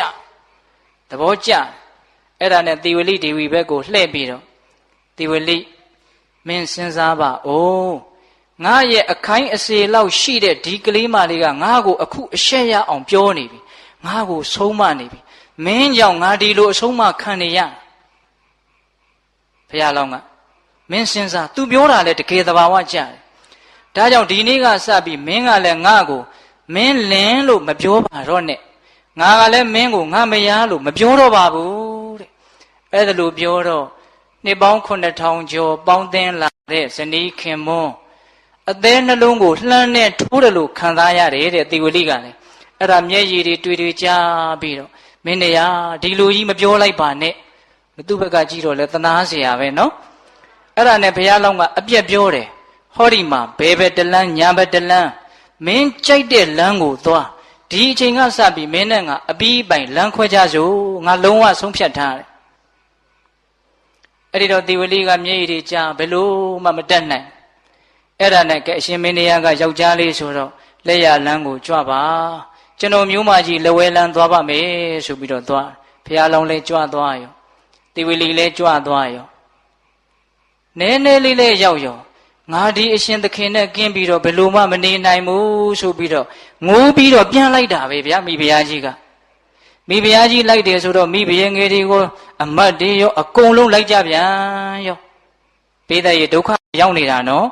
အဲ့ဒါဘုရားလောင်းကလည်းစိတ်ပြဲပြီးတော့သွားရင်းနဲ့ရွာတရွာရောက်တော့အတူချုပ်ပဲပြောကြပါစို့လေးသမားတယောက်ကမြားတံကိုမီးအပူပေးပြီးတော့ဖြောက်နေတာတွေ့တဲ့အခါကျတော့ကိုင်းဒီလူညံရှိရင်လည်းအထောက်ကူရရန်ကောင်းရဲ့ဆိုပြီးတော့လေးတံမြားတံလေးကိုဖြောက်နေတာကမျက်လုံးတစ်ဖက်ကိုမှိတ်ပြီးတော့ကြည့်ပြီးတော့ဖြောက်တာကိုဗျဟေးမင်းဘာကြောင့်မျက်လုံးတစ်ဖက်ကိုမှိတ်တာတော့အဲ့တော့ဟိုလေးသမားကလည်းညံရှိတယ်ပြန်ပြောတယ်နှစ်ဖက်ကြည့်လို့ရှိရင်အမြင်တွေကထွေပြားနေတယ်တဲ့တစ်ဖက်သေးကြည့်မှတစ်ကြောင်းနဲ့မြင်တာနှစ်ယောက်ဆိုတာဖြစ်လာရင်အတန်တွေထွက်လာတာတဲ့အဲ့ဒါအရှင်ယဟန်ရဲ့အဲ့ဒါမိန်းမလားသို့မဟုတ်နှမလားတဲ့ဒါကြီးတွေလိုက်နေတာကြည့်မကောင်းဘူးတဲ့ပြောပြန်ပြီနော်ပြောတော့ဘုရားလောင်းကသဘောကျတယ်သေဝဝိလိပဲလှည့်ပြီးတော့ကြည်စံအင်မတန်အဆင့်နှိမ့်နဲ့မုတ်ထိုးလို့လူကငါ့ကိုဆုံးမနေပြီသေဝလိမင်းကြောင့်မင်းစဉ်းစားပါဦးဒီနေရာတော့ဘုရားလောင်းကမေတ္တာရက်ခံတယ်ဗျာမင်းငါ့ကိုတနာပါဦးတဲ့ဒါလေးတောင်ပါတယ်တော်တော်ကြည်ကွဲတယ်လည်းကောင်းတယ်နော်ပုထုဇဉ်စိတ်နဲ့ကြည့်မယ်ဆိုလို့ရှိရင်အဲ့ဒီလိုပြောတော့သေဝလိကလည်းဒါလည်းဟုတ်တာပဲဒါပေမဲ့ငါကလည်းမခွဲနိုင်ဘူးသူ့ဘက်ကလည်းဟုတ်နေတာအဲ့ဒါနဲ့မင်းနေရဒီလိုတော့မပြောလိုက်ပါနဲ့အဲ့ဒီလိုပြောတော့ကိုင်းဒီတခါတော့မင်းငါတော့တကယ်မလိုက်ခဲ့တော့နဲ့လမ်းနှစ်ခွတွေးပြန်ပြီးမင်းကြိုက်ရလမ်းသွားအဲ့ဒီလိုပြောတော့သေဝလိကလက်ဝဲလမ်းလျှောက်ရှာတယ်လျှောက်တော့နောက်ကလူတွေကလည်းမျက်ရည်တွေတဲ့ဘုရားလောင်းကလည်းတပိတ်ကလေးလွယ်ပြီးတော့ကြွသွားရောအဲ့ဒါတခေါ်လောက်လေရောက်ရောငါဒီအရှင်သခင်နဲ့ကင်းပြီးတော့ငါဘယ်လိုနေရမှာတော့ဆိုတော့လိုက်ပြန်နာပဲတဲ့နော်အဲ့ဒါလူတွေကလည်းလိုက်ပြန်ရောအဲ့ဒီလိုနဲ့သွားရင်နဲ့ဘလောက်ထိကြာသွားတုံဆိုတော့ယူဇနာ60လောက်တောင်ဝေးသွားတယ်တဲ့မိထီလာပြည်နဲ့လားနဲ့ချီပြီးတော့တောင်ကြာမယ်နော်ဘုရားလောင်းတွေ့တဲ့ရွာဆွမ်းကန်စွမ်းနဲ့ဟိမွန်တာရောက်သွားတာအဲ့ဒါနောက်တော့ဟိမွန်တာအဝတောအုပ်အဝကိုရောက်လာတော့ဘုရားလောင်းကတောကြီးတဲကိုဝင်တော့နောက်ကြည့်တော့ရွာတွေမြို့တွေကြမ်းရစ်ပြီအဲ့ဒါနဲ့အဲ့ဒီနာရောက်တော့ဘုရားလောင်းကလည်းကြံရမရဘာလို့တုံဆိုတော့ဖြူစံမြက်တဲ့မြက်ပင်ကလေးပေါက်နေတာရှိတာဟုတ်ဗျအဲ့ဒီမြက်ကိုလက်တော်နဲ့ဆွဲနှုတ်လိုက်တယ်ပါလာရောပြုတ်ဆိုပါလာရောပါလာတော့သေဝလိကိုပြတယ်သေဝလိဒေဝီမင်းကြည့်ပါဦးဟောဒီငါနှုတ်လိုက်တဲ့မြက်နဲ့ကြံရစ်တဲ့အပင်နဲ့တဖန်ပြန်ပြီးတော့ဆက်တယ်ဆိုတာဖြစ်နိုင်မအောင်မလားတဲ့မဖြစ်နိုင်တော့ပါဘူးဗျာအေးအဲ့ဒါလိုပဲမင်းနဲ့ငါဟာတဖန်ပြန်ပြီးတော့ဆက်တယ်ဆိုတာဘယ်လိုမှမဖြစ်နိုင်တော့ဘူးလို့ အပီးအပြတ်ပြောလိုက်အဲ့ဒီလိုလဲပြောလိုက်ရောမင်းဘူးဩဘာသာဆရာတော်ကလည်းအရေးကောင်းတယ်ဗျာမသေးမသာရှင်စီတော့ဆိုပြီးတော့လက်နှစ်ဖက်နဲ့ရင်ကိုတီးတယ်တဲ့သေဝလိကအဲ့ဒီလိုရင်ဘတ်ကိုတီးပြီးတော့တခါတည်းငပြောပင်ဓာတ်နဲ့ပိုင်းလိုက်တယ်လို့ဘုံဆိုလဲသွားလုံးဝသတိမရတော့တနာတယ်ကောင်းတယ်နော်အဲ့ဒါနဲ့အမတ်တွေလည်းပြနဲ့ဟာမီဘုရားကြီးကိုဝိုင်းပြုစုအကုန်လုံးယုံနဲ့ဘုရားလောင်းကိုအာယုံမဆိုင်နိုင်ခင်မှာဘုရားလောင်းကအဲ့ဒီတောထဲကိုအပြေးဝင်ပြေးတာအပြေးကိုဝင်ပြေးလိုက်ရတာနော်ဝင်ပြေးပြီးတော့အဲ့ဒါကွေ့ပတ်ပြီးတော့သွားတာပျောက်သွားရောအဲ့ဒါမိဘုရားကြီးသတိရလာတော့ကဲမောင်တော်နောက်လိုက်မဲဆိုကြည့်တော့ဘယ်ဒီနေမှမသိတော့ဘယ်သွားတာတော့မင်းတို့ပြောပါအောင်ဆိုတော့ဘယ်သူမှလည်းမပြောနိုင်ဘူးအဲ့ဒီမှာမိဖုရားကြီးကကိုင်းဘယ်လိုမှမရတော့ဘူးဆိုတော့ငိုပြီးတော့အဲ့ဒီမြက်ပင်လေးနှုတ်တဲ့နေရာကိုဇီဒီလေးတေးတယ်အဲ့ဒါကိုမျက်ရည်တွေနဲ့ရှစ်ခိုးတယ်ဟုတ်လားအဲ့ဒါနဲ့သူအများကြီးပဲဇီဒီတွေတေးသွားဟိုစံပြတဲ့ကောင်မလေးနဲ့တွေ့တဲ့နေရာလေးသမားနဲ့တွေ့တဲ့နေရာအမဲခင်တွေပြစ်ချပြီးတော့စားတဲ့နေရာဟုတ်လားအေးနာရရယတိတို့မိဂါစိန်တို့နဲ့တွေ့တဲ့နေရာတွေဇီဒီလေးတွေတေးပြီးတော့မီးရှို့တဲ့နေရာတပုံထားတဲ့နေရာဇီဒီလေးတွေတဲပြီးတော့သူလည်းပဲမြင့်မြတ်တဲ့အကျင့်ကိုနန်းတော်ရောက်တော့ကျင့်တယ်လို့ဆိုပါတယ်ဘုရားလောင်းကတော့အဲ့ဒါ9ရက်အတွင်းမှာပဲဇန်အဘိညာဉ်ရပြီးတော့ဇန်သမပတ်ချမ်းသာကိုခံစားရတယ်နှစ်ပေါင်း3000လူပြည်ကိုလူဘဝကိုတိုင်းပြည်ကိုပြန်မလာတော့ဘူးအဲ့ဒီတောထဲမှာပဲနေတာအဲ့ဒီတော့ဘေးသက်ပေါင်းသူတော်ကောင်းတို့ကိုဦးဇင်းတို့ကနိက္ခမပါရမီဆိုတာလေးနဲ့ပတ်သက်ပြီးတော့လူတော်များက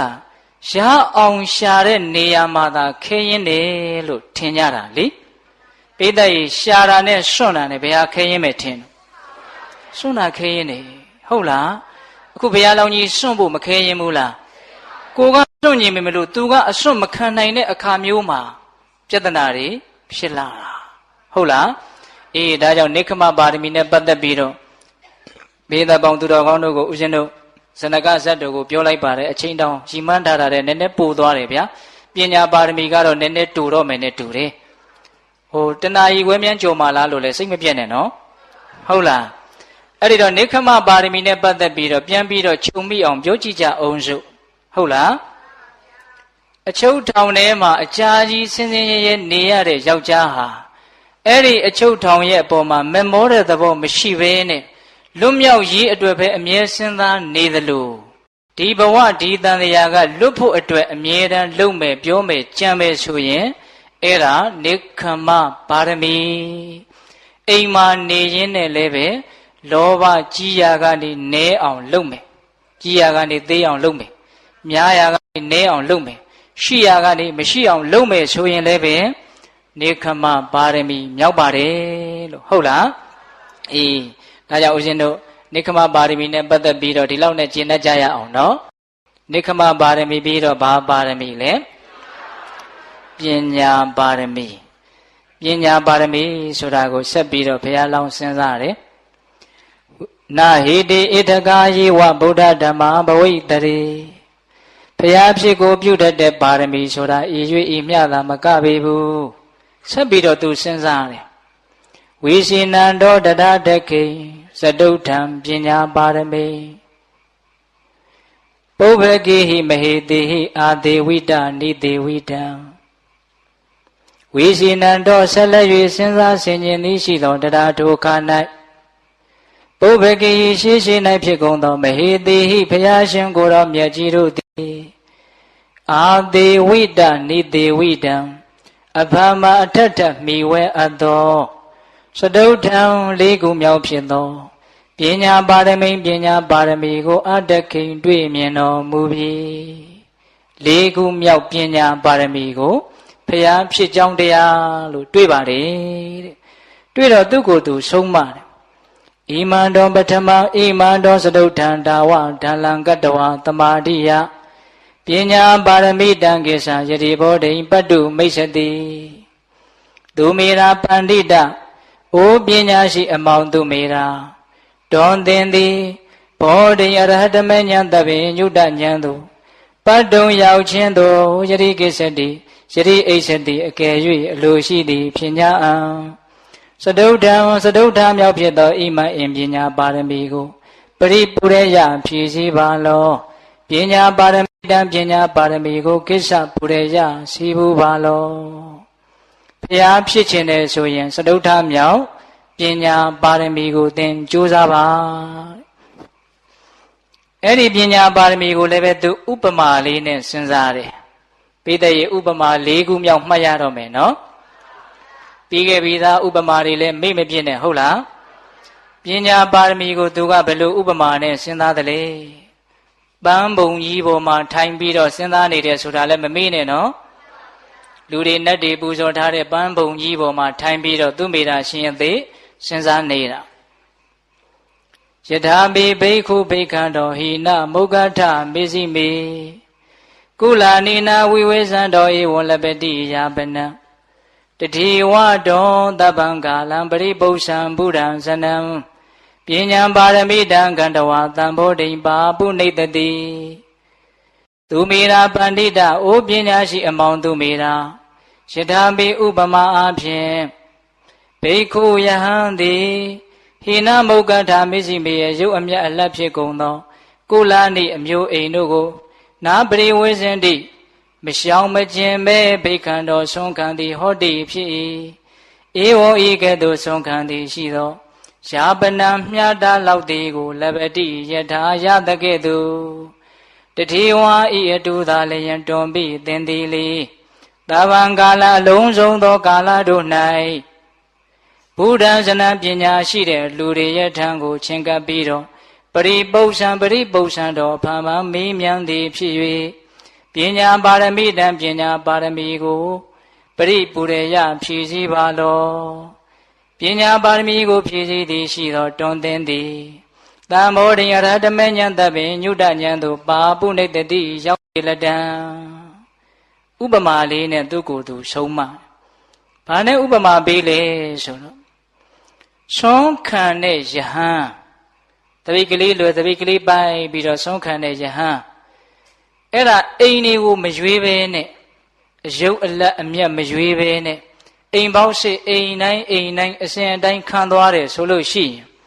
သူနဲ့မျှတလောက်ယုံဆွန်းကိုတေချာပေါင်းရမယ်တဲ့အယုတ်အလက်အမျက်မရွေးပဲနဲ့ဆွန်းခံတယ်လို့မျိုးသင်ဟာလည်းပဲတဲ့တဗ္ဗံကာလံဒီစကားလေးစိတ်ဝင်စားစရာကောင်းတယ်ခတ်သိမ်းသောကာလတို့၌ပရိပု္ပ္ပံဘုဒ္ဓံဇနံပညာရှိတဲ့လူတွေရဲ့ထံကိုချင့်ကပ်ပြီးတော့အဖမ်းဖမ်းတလဲလဲမေးမြန်းရမယ်တဲ့နော်အယုတ်အလက်အမျက်အိမ်ရှင်မရွေးပဲနဲ့ဆုံးခံတယ်လို့ပညာရှိတယ်ဆိုလို့ရှိရင်ရုပ်တယ်လက်မျက်တွေမရွေးပဲနဲ့မေးမြန်းရမယ်မေးတဲ့နေရာမှာလည်းပဲတဗ္ဗံကာလံအမြဲတမ်းလို့ပြောတယ်ဟုတ်ရဲ့လားအဲ့ဒီလိုမျိုးသင်မေးမြန်းပြီးတော့ပညာပါရမီကိုဖြည့်မယ်ဆိုလို့ရှိရင်သင်ဟာအရဟတမေဉာဏ်သဗ္ဗညုတဉာဏ်ကိုသေချာပေါက်ရပါလိမ့်မယ်တဲ့သူပေးတဲ့ဥပမာသဘောပေါက်ရဲ့လားအယုတ်အလက်အမျက်မရွေးပဲနဲ့ဆုံးခံတဲ့ယဟန်လို့အယုတ်အလက်အမျက်မရွေးပဲနဲ့ပညာရှိတယ်ကိုလိုချင်တဲ့အသိဉာဏ်ကိုရမယ်ဆိုရင်ဘယ်စုထံကပဲဖြစ်မေးမြန်းရဲရမယ်ရှင်နေတာမျိုးကြောက်နေတာမျိုးမာနခံနေတာမျိုးမရှိသေးရဟုတ်ရဲ့လားအဲ့ဒါလိုမျိုးပညာပါရမီကိုဖြည့်မယ်ဆိုရင်သင်ဟာအရဟတမေဉာဏ်သဗ္ဗညုတဉာဏ်ကိုရပါလိမ့်မယ်တဲ့ဟုတ်လားအဲ့တော့ဦးဇင်းတို့ပညာပါရမီဆိုတာနဲ့ပတ်သက်တော့ပညာဆိုတဲ့စကားလေးကိုရှင်းရမယ်ပညာဆိုတာအတူကျုပ်ပြောရရင်တော့သိတာပါပဲနော်အပြားအဖြစ်သိတယ်လို့စာထဲကတော့အဲ့ဒါလိုပြောတယ်ဦးဇင်းတို့နားလေလွှဲယုံမဲပြောပါမယ်ပညာဆိုတာဘာလဲလို့မေးရင်တဘာဝတရားတွေရဲ့မမြဲခြင်းသဘောဆင်းရဲခြင်းသဘောအနှစ်မရှိခြင်းသဘောဆိုတဲ့ဒီလက္ခဏာ၃ပါးကိုသိရင်အဲ့ဒါပညာဟုတ်လားနောက်ဘဝတန်ရာကြီးရဲ့ဆင်းရဲတွေကြီးပဲလို့ဒုက္ခသစ္စာလောဘမှန်သမျှဒုက္ခကိုဖန်တီးတာပဲလို့သမုဒယသစ္စာလောဘငြိမ်းမှဒုက္ခတကယ်ငြိမ်းနေဆိုတဲ့နိရောဓသစ္စာနော်လောဘငြိမ်းအောင်အမှန်မြင်ခြင်းဆိုတဲ့တမာဒိဋ္ဌိကောင်းဆောင်တဲ့မဂ်ခင်၈ပါးကိုကျင့်မှသာလျှင်ဒုက္ခတကယ်ငြိမ်းမယ်လို့သိတဲ့မဂ္ဂသစ္စာ အဲ့ဒီသစ္စာ၄ပါးကိုသိရင်အဲ့ဒါပညာလက္ခဏာရေး၃ပါးနဲ့သစ္စာ၄ပါးကိုသိရင်ပညာဒါကအမြင့်ဆုံးကိုပြောတာဗျဦးဇင်းတို့လေဒီဆိုတော့ဘုရားကြီးကတော့ပြောပါတယ်အပြစ်ကင်းတဲ့နှုတ်မှုလက်မှုအတက်စုတွေအကုန်လုံးအဲ့ဒါပညာပါရမီရဲ့အဆောက်အဦတွေပဲတဲ့ဟုတ်လားလှုပ်တဲ့တဲ့ကင်တဲ့တဲ့ပြောတဲ့တဲ့ဆိုတဲ့တဲ့ဟုတ်လားအစဉ်ပြေအောင်ဘယ်လိုပြောမယ်ဘယ်လိုလုပ်မယ်အတက်ပညာပေါင်းစုံနော်အဲ့ဒါတွေအကုန်လုံးဟာတက်ရင်တက်တဲ့လောက်ပညာပါရမီကိုအထောက်အကူပြုတာပဲဟုတ်ရဲ့လားအေးဒါကြောင့်ပညာပါရမီကလည်းနေပဲအကျယ်ကြီးပဲနော်အေးအဲ့ဒီပညာသည်လောကကြီးမှာပေတတို့ကြားဖို့ပါတယ်ပညာတမာအာဘာနတ္ထိကြားဖို့လားဘယ်မှာရေးထားတာတို့စာသင်ကျောင်းတွေမှာရေးထားတာဟုတ်လားပညာနဲ့တူတဲ့အယောင်အလင်းမရှိဖះဟောဗျာနော်ဆိုကြပါတို့မှောင်းနေတာထဲမှာအလင်းရောင်လေးရောက်လာတာနဲ့တပြိုင်နက်တည်းအမှောင်တွေဟာမရှိတော့အမှောင်ပြောက်တာနဲ့အလင်းရောက်တာနဲ့ဘယ်သူကအရင်ဘယ်သူကနောက်လို့ပြောလို့ရလားရောက်တာနဲ့တပြိုင်နက်တည်းပြောက်တာပဲဟုတ်လားအမှောင်ပြောက်သွားတာနဲ့တပြိုင်နက်တည်းဘာတွေရှိတယ်ဘာတွေရှိတယ်လို့အကုန်လုံးမြင်ပြီးသိပြီသိကောင်းတဲ့ဥပမာပဲနော်အဲ့ဒါလိုပဲတရားဓမ္မတို့ဦးဇင်းတို့ရဲ့ဘဝမှာမဝေခွဲနိုင်တာတွေနားမလည်နိုင်တာတွေမှားယွင်းနေတာတွေအဲ့ဒီအခြေအနေမျိုးမှာပညာဆိုတာဖြစ်လာတာနဲ့တပြိုင်နက်တည်းဝေခွဲနိုင်တယ်သိသွားတယ်နားလည်သွားတယ်ရှင်းသွားတယ်လင်းသွားတယ်ပညာရောင်ရှိတဲ့အတွက်ကြောင့်ကွဲကွဲပြားပြားမြင်သွားတာဟုတ်ရဲ့လားအေးဒါကြောင့်မြတ်စွာဘုရားကပညာဟိတိထောလောကသမေလောကကြီးမှာဉာဏ်ပညာသည်အမျက်ဆုံးပဲလို့မဟုတ်ဘူးလားဟုတ်တယ်ဗျဒါကြောင့်ပညာနဲ့ပတ်သက်ပြီးတော့ဦးဇင်းတို့ရဲ့ခေါင်းထဲမှာပြောစရာတွေအများကြီးရှိတယ်ဦးဇင်းတို့ဒီမှာအတူချုပ်ကလေးတွေရေးထားတာရှိတယ်ကြံရင်မှာစိုးလို့နော်တခါကြီးမိုင်များအေးအဲ့ဒီတော့ပညာနဲ့ပတ်သက်ပြီးတော့ဦးဇင်းတို့ကဘာကိုအရင်ပြောချင်တော့ဆိုတော့ဒီမှာလူငယ်လေးတွေလည်းပါတယ်နော်မဟောတထာဇတ်ထဲကအပိုင်းကဏ္ဍလေးတစ်ခုကိုဖြတ်ပြီးတော့ပြောခြင်းမဟောတထာဇတ်ဆိုတာကပညာကိုစားပြုတဲ့ဇတ်တော်ကြီးလေငယ်ငယ်လေးတွေကစားပြီးတော့သိပ်ပြီးတော့ထက်မြက်တဲ့လူသားတစ်ယောက်လေဦးဇင်းတို့ငယ်ငယ်တုန်းကကိုရင်လေးတွေကိုကျောင်းသားလေးတွေကိုပုံမြင်ပြောရင်မဟောတထာဇတ်ကိုပြောရင်တစ်ပတ်လောက်ပြောရတယ်သိပ်ပြောစရာကောင်းတယ်ကလေးဘဝလည်းလုံးဝစိတ်ဝင်စားတဲ့အဖြစ်မဟောတထာလူကြီးဖြစ်လာတော့လည်းစိတ်ဝင်စားတဲ့အဖြစ်နော်ဟိုကောင်းကင်ကနေပြီးတော့အမဲသားတွေကြီးကိုစွန်တကောင်ကချီးလာတာလေချီးလာတော့ဟာလူတွေကယုံနဲ့လိုက်ကြတာမောသနာအဲ့တော့ငငယ်လေးကလေးလေးရှိသေးတယ်သူ့ရဲ့အပေါင်းအသင်းတွေကလည်းဟာစွန်ကြီးကအမဲသားတွေချီးလာတယ်ဆိုကလေးတွေကလည်းလိုက်ကြတာအကုန်လုံးတယောက်နဲ့တယောက်တိုက်မိခိုက်မိလဲကြကွဲကြဖြစ်တော့တနာလွန်းလို့မဟောတထာကအဲ့ဒါမဟောတထာကလိုက်တာဘယ်လိုလိုက်တုံဆိုတော့အဲ့ဒီစွန်ရဲ့အရေးကိုနှောင်းနဲ့ပေါက်ပြီးတော့လက်ခုပ်ကိုဖြောင်းဝင်နဲ့တီးပြီးတော့ဟေးလို့တစ်ချက်អော်လိုက်တယ်အဲ့ဒီမှာစွန်ရဲ့ပါဇက်ထဲကအမဲသားတွေကိုပြုတ်ကြတာအဲ့ဒါကိုလက်နဲ့စီးဖမ်းတယ်တစ်ချက်ပဲလှုပ်လိုက်တာငယ်ငယ်လေးတွေကစနော်အဲ့ဒီအကြောင်းတွေရှောက်ပြီးတော့ပြောနေရင်ကလေးတွေပုံမြင်ပြောသလိုဖြစ်မှာဆိုရတယ်အဲ့ဒါကိုပြောချင်တာမဟုတ်ပြောချင်တာကဘာတုံးဆိုတော့မဟောတထာပညာရှိတယ်ဆိုတော့ဝိရိယမင်းကြီးကအင်မတန်ချီးမြှောက်တယ်သိမ့်ဒေဝိကာမိန်ပကုတ်ဆိုတဲ့အမတ်ကြီး၄ယောက်နဲ့ကြားဘူးတယ်နော်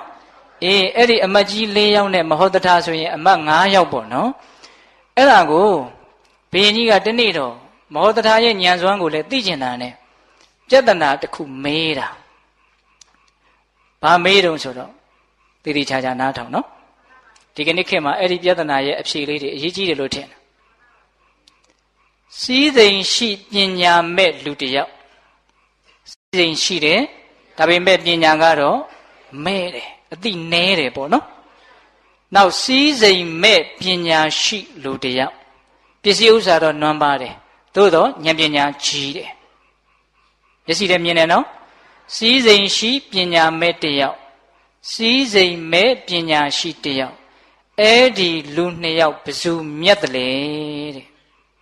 သေနကကြီးကိုအရှင်မေးတယ်ဒကာဓမ္မတို့ဦးဇင်းတို့ကတော့စိတ်ကူးတဲ့ဖြေပြီးသားပေါ့စီးစိမ်ရှိပညာမဲ့တဲ့စီးစိမ်မဲ့ပညာရှိကမြတ်ပါတယ်လို့အဖြေမှန်ကတော့သိပြီးသားပဲနော်ဒါပေမဲ့သူတို့ပြောတဲ့အခါလေးတွေမှာလူတွေရဲ့စိတ်ထဲမှာအဖြေမှန်သိပေမဲ့လို့မသိစိတ်ထဲမှာစီးစိမ်ရှိကိုမြတ်တယ်လို့ထင်တာတွေအများကြီးရှိဟုတ်လားအဲ့ဒီမှာသေနကအမတ်ကြီးကိုမေးတော့ တေနကမတ်ကြီးကဘာပြောလို့ဆိုတော့မှန်လားပါဗျာစည်းစိမ်ရှိပညာမဲ့ကစည်းစိမ်မဲ့ပညာရှိတဲ့ပို့ပြီးတော့မြတ်ပါတယ်တဲ့တလွဲဖြေချလိုက်တာဒါပေမဲ့သူကတော့အမှန်ကိုထင်လို့ဖြေလိုက်တာဘာပြုလို့လဲဆိုတော့တဲ့အရှင်မင်းတရားကြည်ပါဟောဒီလောကကြီးမှာမိုက်တဲ့လူပဲဖြစ်ဖြစ်လိမ္မာတဲ့လူပဲဖြစ်ဖြစ်အတတ်ပညာတွေတတ်တဲ့လူပဲဖြစ်ဖြစ်မတတ်တဲ့လူပဲဖြစ်ဖြစ်ဘယ်လိုလူပဲဖြစ်ဖြစ်စည်းစိမ်ရှင်ရဲ့အခိုင်အစေမျှပါပဲတဲ့သူပြောတာလည်းယုတ်တိမရှိဘူးလားရှိတယ်နော်ဘယ်လိုလူမျိုးပဲဖြစ်ဖြစ်စည်းစိမ်ရှင်ကိုခေါင်းဆိုင်ပြီးတော့သူခိုင်းတာလုံနေရတာပါတဲ့လူတော်တော်များများအဲ့ဒီအတွေ့ရှိတယ်နော်အဲ့ဒီလိုပြောတော့မင်းကြီးကခေါင်းညိတ်ဟုတ်ပြီမှာပဲအဲ့ဒါနဲ့ဒီပြည့်အမတ်တွေကိုမမေးဘူးမဟုတ်တရားကိုမေးတယ်ချက်သားမဟုတ်တရားတေနကအမတ်ကြီးကတော့အဲ့လိုပြောသွားတယ်သင်္ဃာရောဘလို့အယူဆရှိလေတဲ့အဲ့ဒီတော့ဘုရားလောင်းကမှန်လားပါဗျာစီးစိမ်ရှိလူမိုက်တဲ့စီးစိမ်မဲ့ပညာရှိကမြတ်ပါတယ်ဗျာတဲ့ဟာဘာပြုလို့တော့မှန်လားပါဗျာတဲ့စီးစိမ်ရှိလူမိုက်ဟာတဲ့အရာရာမှာရှိရင်ပြီးတယ်ဆိုတဲ့အမြင်ကြီးသူ့မှာရှိပါတယ်တဲ့ခင်မိတယ်နော်ပြောတာလေးစာထဲကတော့အဲ့လိုပြောတာမဟုတ်ဘူးသို့တော့အဓိပ္ပာယ်ကအဲ့ဒီတိုင်းပဲစီးစိမ်သားလင်းအထွတ်မြတ်ရှိတယ်ဆိုလိုတာကငွေရှိရင်အရာရာပြီးတယ်ပေါ့အဲ့ဒီအမြင်လူတွေရဲ့ခေါင်းထဲမှာဆွဲမဆွဲဗျာဆွဲတယ်ဗျပစ္စည်းရှိရင်အရာရာပြီးတယ်လို့အမြင်ရှိတဲ့အတွက်ကြောင့်ပညာမဲ့လို့နော်စီးစိမ်ရှိပညာရှိတွဲနေတယ်ဆိုရင်တော့အဲ့လိုဖြစ်မှာမဟုတ်ပစ္စည်းလည်းပေါ်တယ်အသိဉာဏ်လည်းကြီးတယ်ဆိုတဲ့လူတွေလည်းရှိပါတယ်နော်စီးစိမ်ရှိတိုင်းလည်းပဲသွားပြီးတော့ကဲ့ရဲ့ဖို့မစင်စားနဲ့ဟုတ်လားဒီမှာသူကစီးစိမ်ရှိလူမိုက်လို့ပြောထားတာစီးစိမ်တော့ရှိတယ်သို့တော်ဘယ်လိုဖြစ်နေတယ်မိုက်နေတယ်မိုက်နေတော့မှန်မှန်ကန်ကန်မစင်တဲ့တော့ငွေရှိရင်ရာရာပြီးတယ်ဆိုတော့ငွေကိုသိပ်မြတ်နိုးတယ်ငွေကိုသိပ်တန်ဖိုးထားတယ်မြတ်နိုးလွန်းတန်ဖိုးထားလွန်းတော့အခါကျတော့မရရင်ရအောင်လုပ်မယ်တရားဓာတ်တွေမတရားဓာတ်တွေဘေးချိတ်မသိတော်ဓာတ်တွေသိတော်ဓာတ်တွေဘေးချိတ်အဲ့ဒီလိုလုပ်တဲ့အတွက်ကြောင့်တဲ့သူ့မှာမကောင်းမှုတွေနဲ့လိမ့်ကြံပါတယ်တဲ့ဒီဘဝတစ်ခုတည်းကိုသူကြည့်တဲ့အတွက်ကြောင့်တန်တရားရေးအတွက်သူ့အတွက်ရင်လေးတွေအင်မတန်ကောင်းသွားပြီတဲ့ဒီဘဝမှာလည်းပဲရပြီးရောဆိုပြီးတော့လှုပ်တဲ့အတွက်ကြောင့်သူများကဲ့ရဲ့တာကိုလည်းပဲခံရပါလိမ့်မယ်တဲ့ဒါကြောင့်စီးစိမ်ရှိလူမိုက်ဟာရှိရင်အရာရာပြီးတယ်ဆိုတဲ့အတွေးနဲ့မတရားတာတွေကိုလှုပ်တဲ့အခါမှာပြစ္ဆုတ်ပံဘဝလည်းအကဲ့ရဲ့ခံရတယ်တန်တရားမှာလည်းနစ်မွန်းတယ်ဒါကြောင့်နှစ်ဖက်ရှုံးပါတယ်တဲ့ကလေးလေးရှိသေးတာကလေးလေးကပြောနေတာဒေသရေစီးစိမ်ရှိလူမိုက်ဟာဗါတဲ့တော့နှစ်ဖက်ရှုံးနေတဲ့စီးလည်းရှိတယ်ပညာလည်းရှိတယ်ဆိုရင်တော့မရှုံးနိုင်ဘူးနော်အေးစီးစိမ်ရှိလူမိုက်ဟာနှစ်ဖက်ရှုံးနေတဲ့အဲ့တော့မင်းကြီးကခေါင်းညိတ်မင်းပြောတာလဲဟုတ်တာပဲမင်းကြီးကပညာနေတာကိုဗျအဲ့ဒါနဲ့ gain အဲ့ဒီလိုဆိုလို့ရှိရင်သင်တို့နှစ်ယောက်အချီချပြောနေတာတွေကတော့လွဲနေပြီတယောက်နဲ့တယောက်ထပ်တူကမကြကဲအဲ့ဒီလိုဆိုရင်ဆက်ပြီးတော့ကို့အယူအဆကမှန်တယ်ဆိုတာကိုဝါဒစစ်ပွဲသဘောအမျိုးအနေနဲ့အခြေတင်ပြောခိုင်းတာပြောတဲ့အခါကျတော့ဦးဇင်းတို့အခြေတင်ပြောတာတွေအများကြီးပဲဗျာအကုန်အောင်ပြောရင်အချိန်မလောက်မှဆိုလို့ဟုတ်လားအကျေသိကျင်တော့ကြမ်းပဲညှိုးခဲ့လိုက်မယ်ဟုတ်လားစက်ကြီး10ဘွဲ့ပဲရှာပြီးတော့ကြည့်နော်အဲ့ဒီမှာဦးဇင်းတို့တင်နကအမတ်ကြီးကဘာပြောလိုက်တုံဆိုတော့မင်းကြီးတဲ့မဟောတထဟာလေနိုးနံ့တောင်မစင်သေးပါဘူးတဲ့ငယ်ငယ်လေးရှိသေးတာဒါကြောင့်သူဘာမှလူကြီးလူရတွေကိုမသိပါဘူးတဲ့ကျွန်တော်မျိုးကြီးဥပမာနဲ့သက်သေသက်ကာယနဲ့ပြောပါမယ်တဲ့ဘာပြောတုံဆိုတော့မင်းကြီးတဲ့ဂောဝိန္ဒတထေကြီးဆိုတာရှိတယ်တဲ့ချမ်းသာလိုက်တာလွန်နေရောဂရေ80တောင်ပိုင်နေတဲ့ဒါပေမဲ့ရုပ်ကလည်းဆိုးပဇောင်းနှစ်ဖက်ကနေပြီးတော့အကြီးအရွယ်တွေကအမြဲတမ်းကြနေတာတဲ့ဟုတ်လားအဲ့ဒီလိုအကြီးအရွယ်တွေကြပြီးတော့ရုပ်ဆိုးပေမဲ့ပညာလည်းတူးမှမတက်ဘူးတဲ့ဒါပေမဲ့စီးစိမ်ဥစ္စာကတော့ဂရေ80တဲ့အဲ့ဒီတော့ဘာလို့တုံဆိုတော့အဲ့ဒီပဇောင်းနှစ်ဖက်ကနေစကားပြောလို့ရှိရင်အကြီးအရွယ်တွေကြလာတာကိုနတ်သမီးလေးတွေလိုလှတဲ့အရွယ်ရှိတဲ့အမျိုးသမီးလေးတွေကကြာညူပန်းလေးတွေနဲ့တုတ်ပြီးတော့အောက်ကခံရတယ်တဲ့နော်အဲ့ဒီကြာညူပန်းလေးတွေနဲ့တုတ်ပြီးတော့ဒေတာပရင်းကနေအောက်ကိုပြစ်ချလိုက်တော့အောက်ကသေးတော်ကျူးတွေက အဲ့ဒီကြာညိုပန်းလေးကိုနားမှာပန်းပြီးတော့အိုးရှင်တထေမင်းကြီးကျမ်းပါပါစေတဲตายရစရာကောင်းပေါ့ဗျာဟုတ်လားအေးအဲ့ဒီလိုနေကအမတ်ကြီးကပြောတာအဲ့ဒီလောက်ကြီးကျယ်တဲ့စီးစိမ်ရှင်အဲ့ဒီတထေကြီးကိုအဲ့ဒီမြို့မှာရှိတဲ့လူတွေကသူ့ကိုမှီပြီးတော့အသက်မွေးကြရတာဆိုတော့အရှင်တထေမင်းကြီးနဲ့နေတာဒါကြောင့်စီးစိမ်ရှင်ဟာပညာမရှိပေမဲ့လို့မြတ်ပါတယ်တဲ့အဲ့ဒီလိုပြောတော့ဂိုင်းမဟုတ်တထာမင်းဘယ်နဲ့ရှိစမင်းကြီးကအဲ့တော့မဟုတ်တထာကပြန်ပြီးတော့ပြောတယ်။ဘာပြောတုံဆိုတော့ရှင်မင်းကြီးတဲ့တေနကအမတ်ကြီးဟာဘာနဲ့တူလဲဆိုလို့ရှိရင်ညုတ်ကွင်းကိုမမြင်မဲနဲ့ကျဲထားတဲ့ထမင်းလုံးကိုဇွတ်ဝင်စားခြင်းနဲ့ကြီးကန်းနဲ့တူတူပဲတဲ့ဟုတ်လားဟာဟိုကဒုံးနဲ့ပြစ်မှာကိုမမြင်မဲနဲ့နိုတန်းအိုးကိုအတင်းဝင်ဆွဲမဲ့ခုတကောင်နဲ့လည်းအတူတူပဲတဲ့အဲ့တော့နည်းနာနာပြောတာဗျသိလားသူကသကနိုင်လည်းပြောတဲ့အပိုင်းလည်းရှိတာကိုအဲ့ဒီမှာသူကဘာဆက်ပြောတုံဆိုရှင်မင်းကြီးတဲ့စီးစိမ်ရှိလူမိုက်ဟာလေတဲ့တကယ်စင်စစ်ကတော့သူ့ရဲ့စီးစိမ်တွေဟာအရေးကောင်းလို့ခိတ္တဝင်ပြီးတော့ခိုတဲ့ဧည့်သည်တဖွဲပဲတဲ့စီးစိမ်ဆိုတာပြောတတ်တယ်နော်အဲ့ဒီကလေးလေးနော်အရေးကသိကောင်းတဲ့ခီးပန်းလာလို့လူတယောက်ကဝင်ပြီးတော့နားတယ်အဲ့ဒါလိုပဲကို့မှာကံတွေကောင်းလို့ကိုယ့်ရဲ့လုပ်ရည်ကံတွေကောင်းလို့ခိတ္တခဏတွေ့ရကြုံရတဲ့ဧည့်သည်တဖွဲတဲ့စီးစိမ်ဆိုတာအဲ့ဒီဧည့်သည်တဖွဲဖြစ်တဲ့စီးစိမ်တွေဟာအချိန်မရွေးပဲကိုယ်တန်တန်ကနေပျောက်သွားနိုင်တယ်နားလေတယ်နော်အေးအဲ့ဒီလိုအချိန်မရွေးပျောက်သွားတဲ့အခါမျိုးမှာဒီလူကပညာမဲ့တဲ့အတွက်ကြောင့်ဘယ်လိုမှဖြေနိုင်မှာမဟုတ်ဘူးတဲ့ရင်ဘတ်စီဒီအဲ့ဒါလုံးဝဒုက္ခရောက်မယ်တဲ့ပညာမဲ့တာကိုဗျတကယ်လို့တဲ့အဲ့ဒီစည်းစိမ်တွေမပြည့်စည်အောင်တောင်မှတစုံတစ်ခုသောစိတ်ဆင်းရဲစရာတွေကျုံလာပြီးယောဂဘေးတွေဖြစ်လာပြီးတေခွဲရှင်ခွဲတွေကွဲလာပြီးလောကဓာတ်တွေတွေ့လာပြီးဆိုရင်အဲ့ဒီစည်းစိမ်ရှိလူမိုက်ဟာမျက်ရည်နဲ့မျက်ခွက်ဘယ်တော့မှသူ့စိတ်ကိုချမ်းသာအောင်ထားတတ်တဲ့ပညာမရှိတဲ့အတွက်ကြောင့်သူအမြဲတမ်းဆင်းရဲနေမှာပါတဲ့ဒါကြောင့်စည်းစိမ်ရှိလူမိုက်ဟာမမြတ်ပါဘူးတဲ့စည်းစိမ်မဲ့ပညာရှိတာလည်းမြတ်ပါတယ်အဲ့ဒီလိုပြောတာအခြေတင်ပြောတာတွေအတွဲတွေကိုအများကြီးပဲဦးဇင်းလည်းမမှတ်မိတော့ဘူးဒါရိုးရိုးသားသားဝန်ခံတာဟုတ်လားအဲ့ဒါနဲ့နောက်ဆုံးကြတော့တေနကအမတ်ကြီးကညစ်တယ်ဗျဘယ်လိုပြောလဲဆိုတော့ရှင်မင်းကြီးတဲ့ဒီကလေးလေးဘာမှမသိသေးပါဘူးဖះကျွန်တော်မျိုးကြီးအမှန်တိုင်းပြောပြဘာပြောတုံဆိုတော့ခုကျွန်တော်မျိုးကြီးတို့9ယောက်ပညာရှိဆိုပြီးတော့ဟောတကွန်းတလူလူနဲ့နေတာကျွန်တော်မျိုးကြီးတို့9ယောက်အဲ့ဒီပညာရှိဆိုတဲ့ကျွန်တော်မျိုးကြီးတို့ကစည်းစိမ်ရှင်ဆိုတဲ့အရှင်ဖះကိုလက်အုပ်ချီပြီးတော့ခါစားနေရတယ်ဘာညင်းနိုင်မလဲတဲ့စည်းစိမ်ရှင်မြတ်လိုက်ပုံကဲဒုက္ခရောက်ပြီမဟုတ်တထာမှုပြန်ပြောမှကျန်တဲ့လူဆိုပြန်ပြောဖို့မလွယ်ပါဘူးပြန်ပြောရင်လည်းဘယင်ကြီးကိုထိခိုက်တော့မှာနော်အဲ့တော့မဟုတ်တထာကဘာပြောတုံဆိုတော့ရှင်မင်းကြီးတဲ့အဲ့ဒီအမတ်အိုကြီးဘာပဲပြောနေနေဟုတ်လားဘာပဲပြောနေနေတကယ်စင်စစ်ပညာရှိစည်းစိမ်မဲ့ပညာရှိသည်သာနဲ့မြတ်ပါတယ်တဲ့ဘာပြုလို့လဲဆိုလို့ရှိရင်စည်းစိမ်တွေဘလောက်ရှိရှိအသိပညာအတတ်ပညာတွေချွတ်တဲ့ပြီးတော့ပညာမရှိဘူးဆိုလို့ရှိရင်တကစုံတစ်ခုသောအရေးအကြောင်းကြီးငယ်ကိစ္စပြဿနာတစုံတရာတွေ့လာရင်နားလေတဲ့သိတဲ့ပညာရှိဆိုတဲ့ပုဂ္ဂိုလ်ရဲ့ထံကိုကပ်ရတာပါပဲတဲ့ကပ်ရတာမှရိုးရိုးမဟုတ်ဘူးကျွန်တယောက်လိုကပ်ရတာတဲ့ဟုတ်ရဲ့လားခုယောဂဖြစ်လာပြီကိုယောဂကိုမကုတတ်တော့ဘယ်ဒီပြေးရတာတော့ကျမ်းမာရေးနဲ့ဆိုင်တဲ့နေရာမှာပညာရှိဆိုတဲ့ဆရာဝန်ကြီးကိုကပ်ရတာပဲဒါလောကီလိုလေးလိုပြောပြတာနော်အေးအဲ့ဒါလိုပဲစိတ်ဆင်းရဲလာပြီစိတ်ချမ်းသာကြောင်းနိလန်းကောင်းလေးတွေကိုပေးတတ်တဲ့သူတော်ကောင်းပညာရှိဆိုတာကိုကပ်ရတာပဲ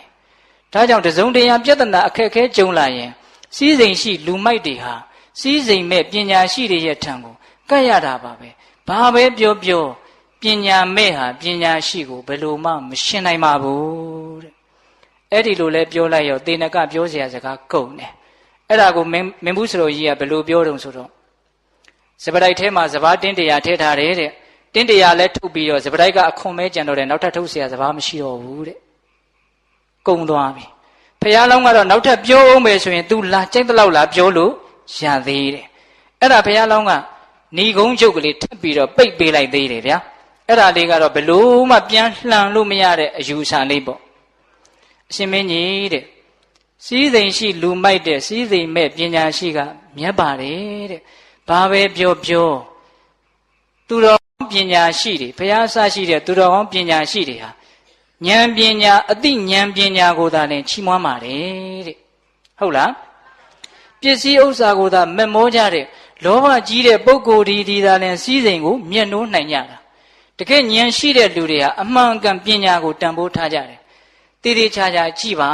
တဲ့တလောကလုံးရဲ့အပူဇော်ခံရတဲ့ဖရာဆိုတာဘာကြောင့်ဖရာဖြစ်တာလဲပညာအကြီးဆုံးမို့လို့ဖရာဖြစ်တာပါတဲ့ပိဋကဖရာကိုဘယ်လိုလွန်နိုင်မှာလဲဖရာမှာဘာစည်းစိမ်ရှိလဲဘာစည်းစိမ်မှမရှိဘူးတကယ်လို့သေနကပြန်ပြောမယ်ဆိုရင်ပြောလို့ရသေးလားမရတော့ဘူးအေးအဲ့ဒီတော့ဦးဇင်းတို့ကဒါကဘ ഹു တုတ္တလေးပေါ့နော်လောကကြီးမှာလူတွေရှိတယ်နော်အေးအသိပညာတက်ပညာတဲ့စီးပွားဥစ္စာဗราဏကြတယ်လို့မသိမသာကောင်းထဲမှာစွဲနေတာလေးတွေရှိရင်အဲ့ဒီအစွဲလေးတွေထိုက်တဲ့လောက်ပြေပြောပါစေတော့ဆိုပြီးတော့ဒါဦးဇင်းတို့ပြောပြတာဟုတ်လားအဲ့ဒီတော့ပညာသည်သာလင်အရာရာပါလေမြတ်တယ်နော်ပညာသည်သာလင်အရာရာမြတ်တယ်ဒါကဦးဇင်းတို့လောကီလိုလေးပေါ့တရားသဘောနဲ့စဉ်းစားကြည့်လူတွေဟာသိရင်သိတယ်လို့လုပ်တာမသိရင်မသိတယ်လို့လုပ်တာဟုတ်ရလားသိတဲ့လူရဲ့အလုတ်အပြောအကြံဟာမှန်တယ်သိတဲ့လူရဲ့အလုတ်အပြောအကြံမှန်တဲ့အတွက်ကြောင့်ချမ်းသာတဲ့အကျိုးရမယ်မသိတဲ့လူရဲ့အလုတ်အပြောအကြံဟာမှားတယ်မှားတဲ့အတွက်ကြောင့်ဆင်းရဲတဲ့အကျိုးရမယ်ဟုတ်ရလားဒါကြောင့်မြတ်စွာဘုရားက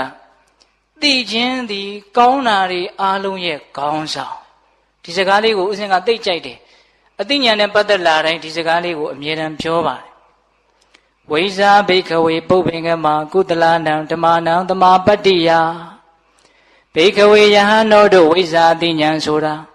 ကုသလနံဓမ္မနံကုသိုလ်တရားတို့ရဲ့ဝါကောင်းမှုအပေါင်းတို့ရဲ့ပုပ္ပင်္ဂမရှည်သွားကောင်းဆောင်ကြီးသာတည်းအသိဉာဏ်ပညာဟာကောင်းမှုအလုံးတို့ရဲ့ခေါင်းဆောင်ကောင်းမှုအလုံးတို့ရဲ့ခေါင်းဆောင်ဆိုလိုက်တော့ချမ်းသာဒုက္ခအလုံးတို့ရဲ့ခေါင်းဆောင်လို့ကိုပြောလို့မရဘူးလားရတယ်ချမ်းသာဒုက္ခဆိုတာကောင်းမှုကြောင့်ဖြစ်လာတာဟုတ်ရလားဟိုဘက်မှာလည်းခေါင်းဆောင်ရှိတယ်နော်အဲ့ဒါဘာလဲဆိုတော့မကောင်းမှုတို့ရဲ့ခေါင်းဆောင်အဝိဇ္ဇာဘိခဝေပုဗ္ဗင်္ဂမအာကုတလနံဓမ္မနံသမာပတ္တိယဘိခဝေယံတော်တို့အာကုတလနံဓမ္မနံအကုသိုလ်တရားတို့ရဲ့သမာပတ္တိယဖြစ်ခြင်း၌အဝိဇ္ဇာမသိမှုဆိုတဲ့တရားသည်ပုပ္ပင်္ဂမရှည်သောကောင်းဆောင်ကြီးသာသည်မသိမှုဟာမကောင်းမှုအလုံးတို့ရဲ့ခေါင်းဆောင်ဆိုးရုပ်ခြင်းအလုံးတို့ရဲ့ခေါင်းဆောင်မသိလို့မသိသလိုလုံနေကြတာမသိသလိုလုံတော့လုံတဲ့အတိုင်းဆင်းရဲတွေရှားနေတာဟုတ်ရလားဒါကြောင့်သိခြင်းမသိခြင်းဟာလောကကြီးမှာအရေးမကြီးဘူးလားအရေးကြီးတယ်ဒါကြောင့်ဒါနဲ့ပတ်သက်ပြီးတော့ဦးဇင်းတို့ဘာဝရီဆရာကြီးဆိုတာဦးဇင်းတို့ဘုရားလက်ထက်ကရှိပါတယ်သူ့ရဲ့တပည့်ကြီးတွေကဒီနေ့တော့ဆရာကြီးရဲ့ခိုင်းစီချက်အရဦးဇင်းတို့မြတ်စွာဘုရားဒီကိုရောက်လာပြီးတော့ဆရာကြီးရဲ့အမိန့်အတိုင်းအဇိတဆိုတဲ့လူလင်ကလေမြတ်စွာဘုရားကိုစိတ်ထဲကနေမေခွန်းတစ်ခုမေးတာဘယ်ထဲကနေမေးတယ်စိတ်ထဲကနေမေခွန်းလေးတစ်ခုမေးတယ်အဲ့ဒါဘာလဲဆိုတော့မௌဒမௌဒတိပါတင်္စဘာဝရီပရိပု္ပ္ပစတိမௌဒစဥကောင်းဆိုတဲ့တရားကို၎င်းမௌဒတိပါတင်္စထိုဥကောင်းကိုဖြတ်ချခြင်းဆိုတဲ့သဘောတရားကို၎င်းဘာဝရီဆရာကြီးသည်ပရိပု္ပ္ပစတိမေးလိုက်ပါ၏ဖေယစိတ်ထဲကနေမေးတာနော်အရှင်ဖေယတဲ့ဥကောင်းနဲ့တူတဲ့တရားဟာဘာလဲအဲ့ဒီဥကောင်းနဲ့တူတဲ့တရားကိုဖြတ်ချနိုင်တဲ့တရားဟာဘာလဲလို့မေခွန်းနှစ်ချက်မေးတာမေခွန်းကိုပြန်ပြောမယ်နော်ဥကောင်းနဲ့တူတဲ့တရားဟာဘာလဲအဲ့ဒီဥကောင်းနဲ့တူတဲ့တရားကိုဖြတ်ချနိုင်တဲ့တရားဟာဘာလဲအဲ့ဒီတော့မြတ်စွာဘုရားကဝိဇာအဝိဇာမௌဒတိဇာနာဟိအဝိဇာမတိခြင်းဆိုတဲ့အဝိဇာကိုမௌဒတိဥကောင်းနဲ့တူတဲ့တရားဟူ၍ဇာနာဟိမှတ်လေလောမတိခြင်းဆိုတဲ့တရားဟာ ဥကောင်းနဲ့တူတဲ့တရားဆိုကြပါစို့တရားဓမ္မတို့ဥကောင်းကိုဖျက်လိုက်တယ်ဆိုရင်အဲ့ဒီတတ္တဝါဟာသေတော့တာပဲဒီတန်တရားတစ်လျှောက်လုံးမှာအဝိဇ္ဇာဆိုတဲ့မသိမှုဟာခေါင်းတစ်လုံးလိုတတ္တဝါရဲ့တန်တန်မှာဗราဏရတယ်ဟုတ်ရဲ့လားမသိတော့လှုပ်တယ်လှုပ်တော့ဖြစ်တယ်ဖြစ်တော့အဲ့ဒါဒုက္ခတွေကြီးပဲဟုတ်ရဲ့လားဒါပရိစ္ဆေသမုပ္ပါအကျဉ်းကလေးကိုတကယ့်မှအကျဉ်းကလေးပြောလိုက်တာနော်မသိမှုတွေကြောင့်သင်္ခါရတွေအမျိုးမျိုးဖြစ်ပြီးတော့နောက်ဆုံးဝိဘက်ခန္ဓာတွေရပြီးတော့ဒုက္ခတွေရောက်ကြရတာကိုဒါကြောင့်မသိမှုသည်တန်လျာကြီးရဲ့ဥကောင်းနဲ့တူတဲ့တရားတဲ့သူဆရာကြီးပဲအဲ့ဒီမသိမှုကိုဖျက်နိုင်တယ်ဆိုရင်အဲ့ဒါတန်လျာပြတ်တာပဲသဘောပေါက်လားမသိမှုဟာတန်လျာကြီးရဲ့ဥကောင်းနဲ့တူတဲ့တရားသူ့ကိုမဖြတ်မနိုင်မချင်းဘယ်တော့မှကိစ္စမပြီးဘူးဟုတ်လားဒါကြောင့်မြတ်စွာဘုရားကမသိခြင်းသစ္စာလေးပါးကိုမသိခြင်းလက္ခဏာသုံးပါးကိုမသိခြင်းကံကံရဲ့အကျိုးကိုမသိခြင်းမသိတာတွေအများကြီးပဲနော်အဲ့ဒီမသိခြင်းဆိုတဲ့တရားဟာတန်တရားကြီးရဲ့ဥကောင်းနဲ့တူတဲ့တရားအဲ့ဒီဥကောင်းကိုဖျက်ချတဲ့တရားကဘာလဲဆိုတော့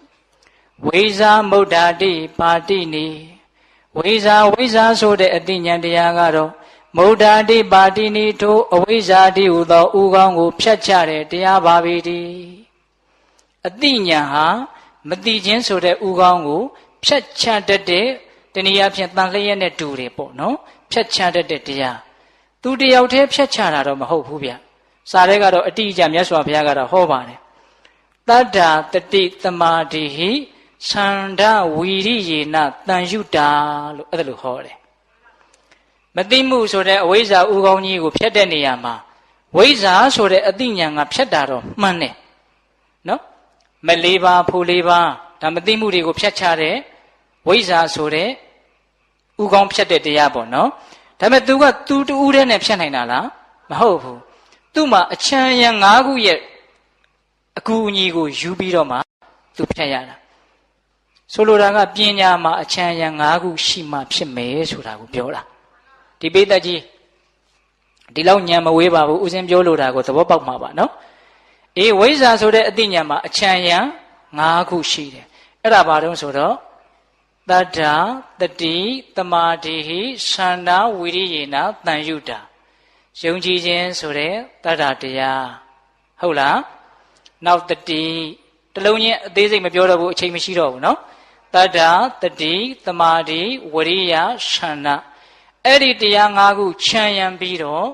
ထားတဲ့ပညာဆိုတဲ့တရားသည်မသိမှုဆိုတဲ့ဥကောင်းကိုဖျက်ပလိုက်တာအဲ့ဒါဦးဇင်းတို့ပြောချင်တာကအသေးကလေးကနေပြီးတော့အကြီးကြီးထိအောင်ပညာသည်ဆရာကြီးဟုတ်လားလောကီကနေလောကုတ္တရာထိရအောင်ပညာသည်အရေးအကြီးဆုံးဒါကြောင့်မြတ်စွာဘုရားကစီးပွားတွေတိုးတက်တယ်အနည်းငယ်မျှပါပဲမပြောပါတော့ပါဘူးတဲ့ပညာတွေတိုးတက်တယ်ဆိုရင်ဒါပြောပါတော့ပြီတဲ့အင်္ဂုတ္ထုမှာဟောတာနော်ရွှေမျိုးတွေကြီးပွားတယ်မပြောပါတော့ပါဘူးတဲ့ပညာတွေကြီးပွားပြီပြောပါတော့တယ်တဲ့အဲ့ဒါလိုပြောတာဘုရားကဒါကြောင့်ပညာကြီးဖို့မလိုဘူးလားလိုတယ်အဲ့တော့ပညာကြီးအောင်ဦးဇင်းတို့ဘာလို့ရမှာလဲဆိုရင်ဏီကုံချုပ်ပညာကြီးကြောင်တရား9ပါးကိုပြောပြီးတော့ဦးဇင်းတို့ဏီကုံချုပ်နော်ပညာအရေးကြီးတယ်နော်တခါကြီးမိုင်မြအဲ့ဒီတော့အဲ့ဒီလောက်တန်ဖိုးကြီးတဲ့ပညာပါရမီပြည့်ဖို့အတွက်ဒကာဓမ္မတို့ဦးဇင်းတို့ဘလို့စ조사ရမှာလဲဆိုတော့ဗံဗံမေမိုးဝိထုစင်စီတော့လင်္ကာလေးနဲ့ဆိုတော့ဥပုပ်ကရေးခဲ့တာလေဗံဗံမေမိုးဝိထုစင်စီအိန္ဒိယညီမြဘာလကိုကျင်ဉဏ်ရှိရှင်မှရှင်ញင်နဲ့လှဒီမုတ်တဟုညာနာပွားကြောင်း9တည်းညာနာပွားကြောင်းတရား9ပါးအဲ့ဒါကိုသူကဆောင်းပုတ်ကလေးနဲ့ပြောတယ်ပြန်ဆိုမပြတော့ဘူးခွေတဲ့ကြမှာတည်တည်ချာချာနားထောင်ဟုတ်လားဖန်ပန်မေးမှုကိုမသိလို့ရှိရင်အမြဲတမ်းသူများကိုမေးရမယ်သိနိုင်လောက်တဲ့လူမသိလျင်မေးမစင်လျင်ဆေးမှပြောင်းမယ်မေးမှသိမယ်ဒါကြောင့်စိုးစိုးကဘာလို့ပြောထားလဲဆွမ်းခံတဲ့ယဟန်ဟာအယုတ်အလက်အမျက်မရွေးခံတယ်လို့မျိုးမေးရမယ်လို့ပြောထားတာမေးမြန်းခြင်းဒီပညာပါရမီရဲ့တော့ချက်ပဲဒါပေမဲ့လူတွေကခက်တာမေးတဲ့လူအင်မတန်နေတယ်အထူးသဖြင့်တရားနဲ့ပတ်သက်ပြီးတော့မေးတဲ့လူအင်မတန်နေတယ်နော် ဒါကြောင့်ပညာကိုစာလောင်မှုတ်သိမ့်တဲ့စိတ်နဲ့သိကျင်တဲ့စိတ်နဲ့အမြဲတမ်းရကျင်နေရမယ်တနည်းအားဖြင့်ပေးသမ်းမအောင်လို့အမြဲတမ်းတောင်းကျင်တဲ့စိတ်ရှိနေရမယ်ခုနတုန်းကယဟန်ကဒါအစာရှာတာပဲနော်အစာရှာတာကိုအိမ်ရှင်ရွေးနေလို့မရဘူးပညာရှာတာကိုလူရွေးနေလို့မရဘူးမေးရမယ်ဟုတ်လားမေးမြန်းခြင်းသည်ပညာကြီးခြင်းရဲ့အဓိကအကြောင်းဒါကြောင့်ဖန်ပန်မေးမှုအစာအာဟာရကိုမှုတ်သိမ့်တယ်လို့မျိုးပိဋကတနေ့၃ချိန်တော့အမြဲတမ်းစားနေတာပဲနော်မစားရရင်စားတယ်နော်ပညာနဲ့ပတ်သက်ပြီးတော့အဲ့ဒါလိုစာလောင်မှုတ်တဲ့စိတ်ကိုမှရှိရလားလို့မေးတဲ့ဆိုခရတီဆိုတဲ့ဆရာကြီးပြောတာကိုအမှတ်ရတယ်ဗျာဒီနေ့ကျတော့ပညာလိုလားတဲ့ကလေးလေးတယောက်လူငယ်လေးတယောက်ကသူ့ကိုလာမေးတယ်တဲ့ဆိုခရတီဒီတခါကြီးဒီအကုန်လုံးကြားဖို့ပါတယ်ဆရာကြီးပညာကြီးလိုက်တာအံ့ဩစရာကောင်းတယ်ကျွန်တော်လည်းပညာကြီးခြင်းနဲ့ပညာကြီးအောင်ဘယ်လိုလုပ်ရမလဲတဲ့အဲ့တော့ဆရာကြီးကပါးစပ်နဲ့မပြောဘူးကပညာကြီးခြင်းနဲ့ဆိုရင်လာငါနဲ့လိုက်ခဲ့ဆိုပြီးတော့ပင်လယ်ကမ်းစပ်မှာသူ့အိမ်ကလေးကရှိတာဆိုတော့အဲ့ဒီပင်လယ်ထဲကိုဆွဲခေါ်သွားတယ်ဒူကောင်လောက်ပေါင်လယ်လောက်ခါလောက်ရောက်တယ်ရင်ဘတ်လောက်ရောက်ပြီဆိုတော့အဲ့ဒီကလေးကိုဆိုခရတီကရေထဲကိုအတင်းနှစ်ပြီးတော့မုန်းလုံးလို့ဖြူးဖြူးဆိုပြန်ထောက်ခဏနေပြန်နှစ်သက်ပျော့သွားပြီဆိုတော့မှအဲ့ဒီကောင်ကိုမသေးလောက်တဲ့အချိန်မှာအသာပစ်ထားခဲ့ပြီးတော့ဆိုခရတီကကမ်းပေါ်တက်သွားတယ်ကလေးကမွန်းမောပြီးတော့တခါတည်းဘူးဘောနဲ့စိတ်တူပညာကြီးအောင်ဘယ်လိုလုပ်ရမလဲမေးကမှငါ့ကိုတေချောင်းကြံတယ်ဆိုစိတ်တူအဲ့ဒါနဲ့တဲတောင်ပြင်ပေါ်တက်သွားပြီးတော့ခမည်းတော်တော်ရက်ဆက်တဲ့လူပဲကြုံမေးတာတခြားခမည်းလောက်တာတစ်မျိုးအဲ့ဒါငါမင်းကိုဖြေလိုက်တာပဲတဲ့ဟာဘလို့ဖြေတာတော့မင်းစိုးတော်တုန်းကလေမင်းရေနစ်နေတော့မင်းဘာကိုအလိုချင်ဆုံးလဲဘာကိုမင်းအစာလောင်ဆုံးအမှုတ်သိပ်ဆုံးလဲလို့မေးတယ်ကလေးကစဉ်းစားတယ်ဟာကျွန်တော်လေကိုအရာချင်ဆုံးမေးတယ်အဲ့ဒီအချိန်မှာရေနစ်နေတဲ့အချိန်မှာဘာကိုအရာချင်ဆုံးလဲလေကိုအမှုတ်သိပ်ဆုံးမေးအဲ့ဒါကိုကျွန်တော်အတောင့်တဆုံးမေးအေးရေနစ်တဲ့အချိန်မှာမင်းဟာလေကိုလိုချင်တယ်လို့မျိုးပညာကိုလိုချင်တယ်ဆိုရင်မင်းသေချာပေါက်ပညာရှိဖြစ်မယ်တဲ့သိကောင်းတာပဲနော်ဒီမှာမြတ်စွာဘုရားကတော့ဆုံးခံတဲ့ယဟန်နဲ့ဥပမာပေးတာဒါကြောင့်ပညာကြီးခြင်းရင်ဖန်ပန်မေးမှုဟုတ်ရဲ့လားနောက်ပါလဲဝိထုစင်စီဝိထုစင်စီဆိုတာဘာပြောတာလဲဆိုတော့တကိုယ်ရည်တန်ရှင်းရေးပတ်ဝန်းကျင်တန်ရှင်းရေးရှိရမယ်လို့ပြောတာလက်သေးတွေမရှိနဲ့ကြီးတွေညိုတွေမရှိနဲ့သပင်တွေဖို့ဖွာရမဖြစ်စေနဲ့အဝိဇ္ဇာတွေတန်တန်ရှင်းရှင်းအိမ်လည်းတန်တန်ရှင်းရှင်းအဲ့ဒါဆိုရင်ပညာဉာဏ်ကတက်လာတယ်တန်ရှင်းရမယ်အံ့ဩစရာကောင်းတယ်နော်ဘုရားရဲ့တရားတွေခိမိလိုက်တာဟုတ်လားတခါကြီးမိုင်မြဗမ္မာမေမူဝိထုစင်စီအိန္ဒိယညီမြအိန္ဒိယညီမြဆိုတာဘာပြောတာလဲဆိုတော့အိန္ဒိယ၅ပါးရှိတယ်ကြားဘူးလားအိန္ဒိယဆိုတာဘာလဲလို့မေးရင်ဘယ်လိုပြောမလဲအိန္ဒိယဆိုတာအိန္ဒိယပါဗျာအိန္ဒိယဆိုတာအစိုးရခြင်းအိန္ဒိယကသူကနေရာကိုလိုက်ပြီးတော့မျက်စိကိုလည်းအိန္ဒိယလို့ခေါ်တယ်မျက်စိကဘယ်နေရာမှာအစိုးရလဲဆိုမြင်ခြင်းမှာအစိုးရမြင်တဲ့နေရာမှာသူဆရာကြီးပဲနားနဲ့မြင်လို့မရဘူးနှာခေါင်းနဲ့မြင်လို့မရဘူးမြင်တဲ့နေရာမှာမျက်စိကဆရာကြီးဒါကြောင့်မျက်စိသည်စက္ခုံတရေမြင်တဲ့နေရာမှာသူအစိုးရပဲနားလည်းပဲအစိုးရပဲအတန်နဲ့ပတ်သက်လာရင်သူ့ကိုဘယ်သူမှတုလို့မရဘူးဒါကြောင့်အိန္ဒိယ6ပါးမျက်စိနာနာလျှာကိုယ်စိတ်အဲ့ဒါအိန္ဒိယ6ပါးအခုပြောတာကအိန္ဒိယ5ပါးတတ္တိန်တရေဝီရိယိန်တရေတတိန်တရေတမာတိန်တရေပင်ញိန်တရေနော်အဲ့ဒီအိန္ဒိယကိုညီရမယ်တဲ့အတူချုပ်ပဲပြောတော့မယ်ဗျာနော်ဘာနဲ့ညီရမှာလဲဆိုလို့ရှိရင်ပညာနဲ့တရားနဲ့ညီရမယ်ပညာနဲ့တရားနဲ့မညီဘူးတရားကလွန်ကဲနေတယ်ဆိုရင်တရားလွန်ရင်တဏှာကြုံဖြစ်တယ်ပညာလို့ရှိရင်တော့ခောက်ချစ်တယ်ဟုတ်ရဲ့လားဟာဒါနဆိုတာစေတနာလေးကိုခေါ်တာဝိထုပစ္စည်းကိုခေါ်တာမဟုတ်ဘူးဒါကြောင့်လှူစရာမလိုဘူးစိတ်ထဲတင်ငါလှူအောင်ပဲလှူလိုက်ပြီဆိုရင်ဒါနဖြစ်တယ်ဆိုဟောအဲ့ဒါလောက်ကောက်ချစ်တဲ့လူတွေရှိတယ်နော်မှားကုန်တာသိလားအဲ့တော့တတ္တာနဲ့ပညာကိုညီရမယ်တခုခုလွန်သွားရင်တတ္တာလွန်ရင်တယ်ပညာလွန်လို့ရှိရင်ခောက်ချစ်တယ်မကောင်းဘူးနောက်ဗာနဲ့ညီရမှာဆိုဝရိယနဲ့တမာတိနဲ့ညီရမယ်ဝရိယလွန်နေလို့ရှိရင်ပြန့်တယ်ရှောက်တွေးနေတော့တာပဲလူရင်းမရောက်ဘူးတမာတိလွန်ရင်တော့ငိုက်နေတာပဲ ငိမ့်တာလိုလိုနဲ့တကယ်လည်းဘာမှမသိဘူးထိုင်မှိုင်းပြီးတော့ဟုတ်လားဒါကြောင့်ဝရိယလွန်ရင်ပြန့်တယ်တမာတိလွန်ရင်ငိုက်တယ်ဟိုဥစဉ်ကတော့နားလည်အောင်ပဲပြောလိုက်တယ်နော်ဒါကြောင့်တစ်ခုခုလွန်နေရင်မကောင်းဘူးသူတို့၄ခုသူတို့နှစ်တွဲကတတ္တာရဲ့ပညာရဲ့တတွဲဝရိယရဲ့တမာတိရဲ့တတွဲနောက်ဘာကျမ်းနေတော့တတိကျမ်းနေတယ်အဲ့ဒီတတိကတော့လွန်တယ်လို့ဘယ်တော့မှမရှိဘူးတဲ့ဒါကြောင့်ပညာကြီးခြင်းရင်ဣန္ဒြေညီမျှဆိုတာရှိရဲ့ဟုတ်လားဘာမမေမူဝိထုစင်စေဣန္ဒြေညီမျှဘာလကိုကျင့်ပညာရှိတဲ့လူမိုက်ကိုဝေဝေကရှောင်းတဲ့ဉာဏ်ကြီးခြင်းဘာလကိုကျင့်ဉာဏ်ရှိရှင်မှပညာဉာဏ်ကြီးတဲ့ပုဂ္ဂိုလ်ကိုပေါင်းသင်းမိဝဲစိတ်ကရအဲ့ဒါဆိုရင်ဉာဏ်ကြီးမယ်ဟုတ်လားပညာဉာဏ်ကြီးတဲ့လူကိုပေါင်းသင်းမိဝဲစိတ်ကရဉာဏ်ရှိရှင်မှဆင်ញင်နဲ့လာဒီမုဒ္ဒဟုဆင်ញင်နဲ့လာဆိုတာဘာပြောတာတော့ဆိုတော့နည်းနည်းတဲ့သဘောတရားတွေကိုစဉ်းစားပေးရမယ်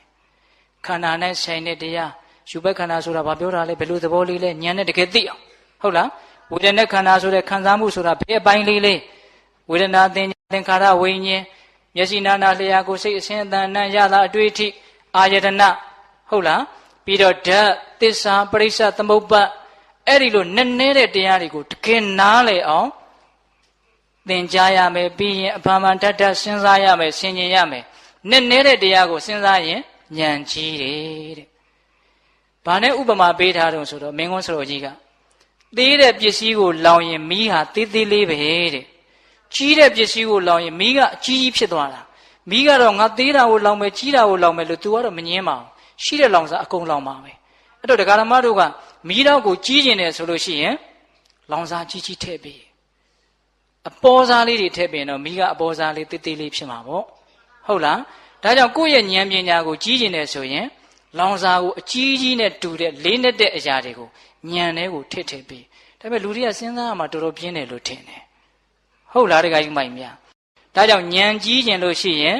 နည်းနည်းတဲ့တရားတွေကိုစဉ်းစားရမယ်အတူချုပ်ပဲပြောမယ်ကိုယ့်ဟာကိုယ်ချက်တွေ့အချိန်ကရှိနေပြီဟုတ်လားဖမ္မမေမူဝိထုစင်စီအိန္ဒိညီမြဘာလကိုကျင်ဉာဏ်ရှိရှင်မဆင်ញင်နဲ့လဒီမုဒ္ဒဟုဒီမုဒ္ဒဆိုတာဘာပြောတာလဲဆိုတော့သွားလည်းပဲပညာရှိခြင်းနဲ့စားလည်းပဲပညာရှိခြင်းနဲ့ထိုင်လည်းပဲပညာရှိခြင်းနဲ့ဘယ်အချိန်ပဲဖြစ်ဖြစ်အချိန်တိုင်းငါသိအသိကြီးတဲ့လူတစ်ယောက်ဖြစ်ခြင်းနဲ့သွားလေဒီစိတ်စားလေဒီစိတ်အဲ့ဒါကိုဒီမုဒ္ဒလို့ခေါ်တယ်တဲ့သဘောပေါက်တယ်နော်ဘယ်နှချက်တော့9ချက်အဲ့ဒီ9ချက်နဲ့ဘိသက်ပေါင်းသူတော်ကောင်းတို့ကြိုးစားမယ်ဆိုရင်ပညာပါရမီပြည့်ပါလိမ့်မယ်အဲ့ဒီ9ချက်ထဲမှာအဓိကကြတာကတော့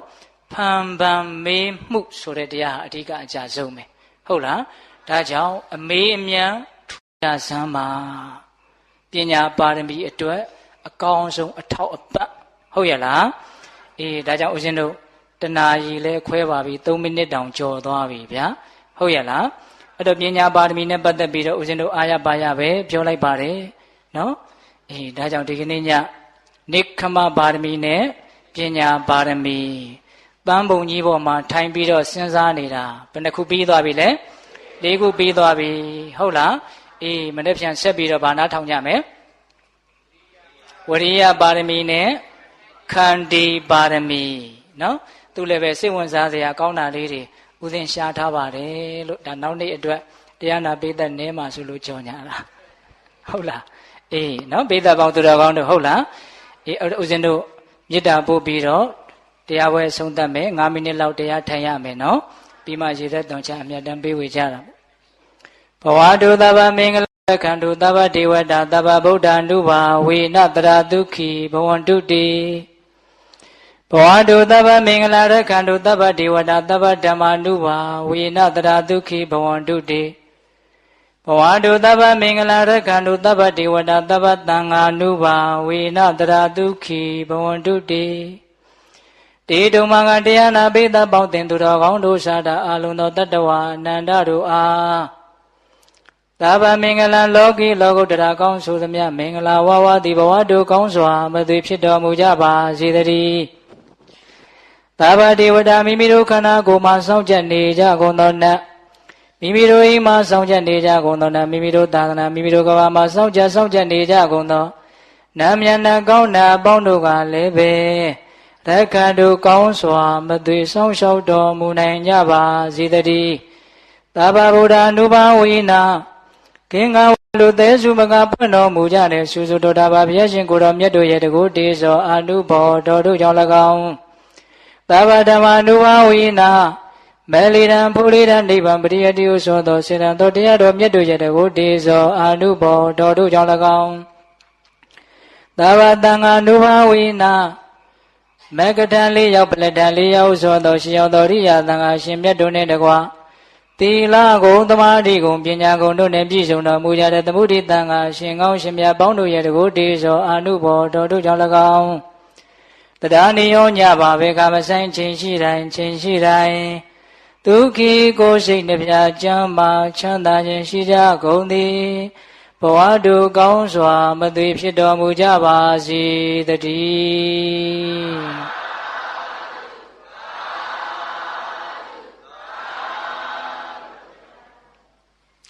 ဦးဇင်းတို့5မိနစ်ခန့်မြတ်စွာဘုရားကိုမြင့်မြတ်စင်ကြယ်သောအချစ်မြတ်ဖြင့်ပူဇော်ကြရအောင်မနေ့တုန်းကလိုအလို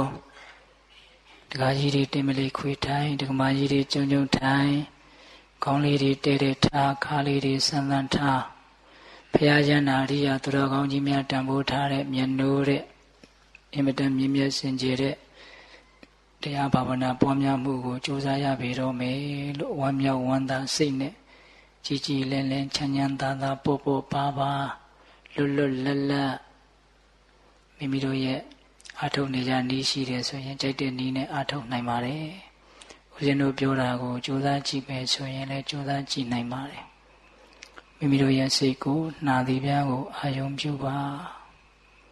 ဝင်လေးဝင်နေတာရှိပါတယ်ထွက်လေးထွက်နေတာရှိပါတယ်ဝင်လေးဝင်တော့နှာသီးပြားတနေရာကိုထိခိုက်ပုတ်တိုက်ပြီးတော့ဝင်သွားတာပါအဲ့ဒီထိတဲ့သဘောလေးကိုသိအောင်ကြိုးစားပါထွက်လေးထွက်တော့လည်းပဲနာသီပြားတနေရာကိုထိခိုက်ပုတ်တိုက်ပြီးတော့ထွက်သွားတာပါအဲ့ဒီထိတဲ့သဘောကိုသိအောင်ကြိုးစားပါဝင်လေဝင်နိုင်ထီတိုင်းသိထွက်လေထွက်တိုင်းထီတိုင်းသိထီတာကိုသိနေတဲ့အချိန်လေးဟာအင်မတန်တန်ရှင်းစင်ကြယ်ပါတယ်ထီတာကိုသိနေတဲ့အချိန်မှာလောဘဒေါသမောဟဖြစ်ခွင့်မရလို့မဖြစ်ပါဘူးထီတာကိုသိနေတဲ့အချိန်မှာလောဘဒေါသမောဟညှဉ်းနှွမ်းတဲ့တရားတွေမရှိလို့တန်ရှင်းစင်ကြယ်တယ်ဆိုရပါတယ်ထီတာကိုသိနေတဲ့အချိန်မှာလောဘဒေါသမောဟယုံညံ့တဲ့တရားတွေမရှိလို့မြင့်မြတ်နေတယ်လို့ဆိုရပါတယ်ဒါကြောင့်ဝင်လေဝင်နိုင်ထီတိုင်းသိထွက်လေထွက်တိုင်းထီတိုင်းသိစိတ်တွေပြန့်လွင်လို့စိတ်မပြတ်ပါနဲ့ရှားသလောက်လေးကြိုးစားပါစိတ်ဟာလက်ဖြစ်တဲ့အတွင်းမှာဂရေတသိန်းလောက်ဖြစ်ပြီးချုပ်တယ်လို့ကြားဖို့ပါတယ်ထီတာလေးကိုတီးနေတဲ့အချိန်ဟာမကြာလှပဲမလို့ကုသိုလ်စိတ်တွေကတော့အများကြီးဖြစ်သွားတာဒါကြောင့်ဝင်လေဝင်နိုင်ထီတိုင်းသိထွက်လေထွက်တိုင်းထီတိုင်းသိပိဋကတ်သုံးကိုအနှစ်ချုပ်ရင်ဗောဓိပက္ခိယတရား39ပါးရပါတယ်ဗောဓိပက္ခိယတရား39ပါးကိုအနှစ်ချုပ်ရင်မဂ်ခင်10ပါးရပါတယ်မဂ်ခင်10ပါးကိုအနှစ်ချုပ်ရင်သီလသမာဓိပညာသိက္ခာ3ပါးရပါတယ်သိက္ခာ3ပါးကိုအနှစ်ချုပ်ရင်အပမာဒဆိုတဲ့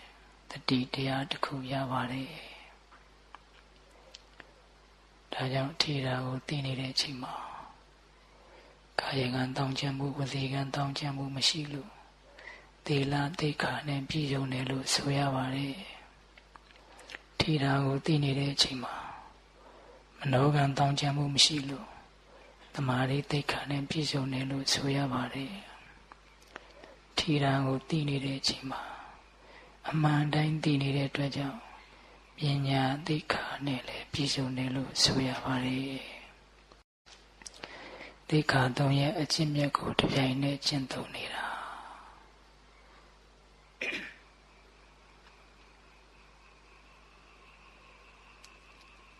အာနာပါနကမ္မထံကိုစီးပြန်နေတာဝင်လေဝင်တိုင်းထီတိုင်းသိထွက်လေထွက်တိုင်းထီတိုင်းသိအာနာပါနကမ္မထံကိုစီးပြန်ရင်တတိပဋ္ဌာန်တရား၄ပါးဆိုရတယ်တတိပဋ္ဌာန်တရား၄ပါးကိုပွားများရင်ဘုဇင်9ပါးပြည့်စုံတယ်လို့မြတ်စွာဘုရားဟောပါတယ်ဘုဇင်9ပါးကိုပွားများရင်ဝိဇ္ဇာဝိမု ക്തി လို့ဆိုတဲ့မဉ္ဇဉ်ဘုံဉာဏ်တို့နဲ့ပြည့်စုံတယ်လို့မြတ်စွာဘုရားဟောပါတယ်ဒါကြောင့်အင်မတန်တန်ဖိုးရှိတဲ့အလုပ်ပါမြတ်စွာဘုရားကို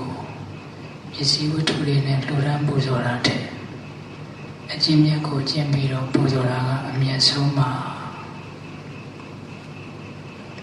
ဂိုင်းဦးဇင်းတို့10 မိနစ်ရှိပါပြီပေတပေါင်းတော်ကောင်းတို့မြတ်စွာဘုရားကိုမြတ်သောအကျင့်ဖြင့်ပူဇော်ရပြီလေလို့ဝမ်းမြောက်ဝမ်းသာရှိနေကြပါစေ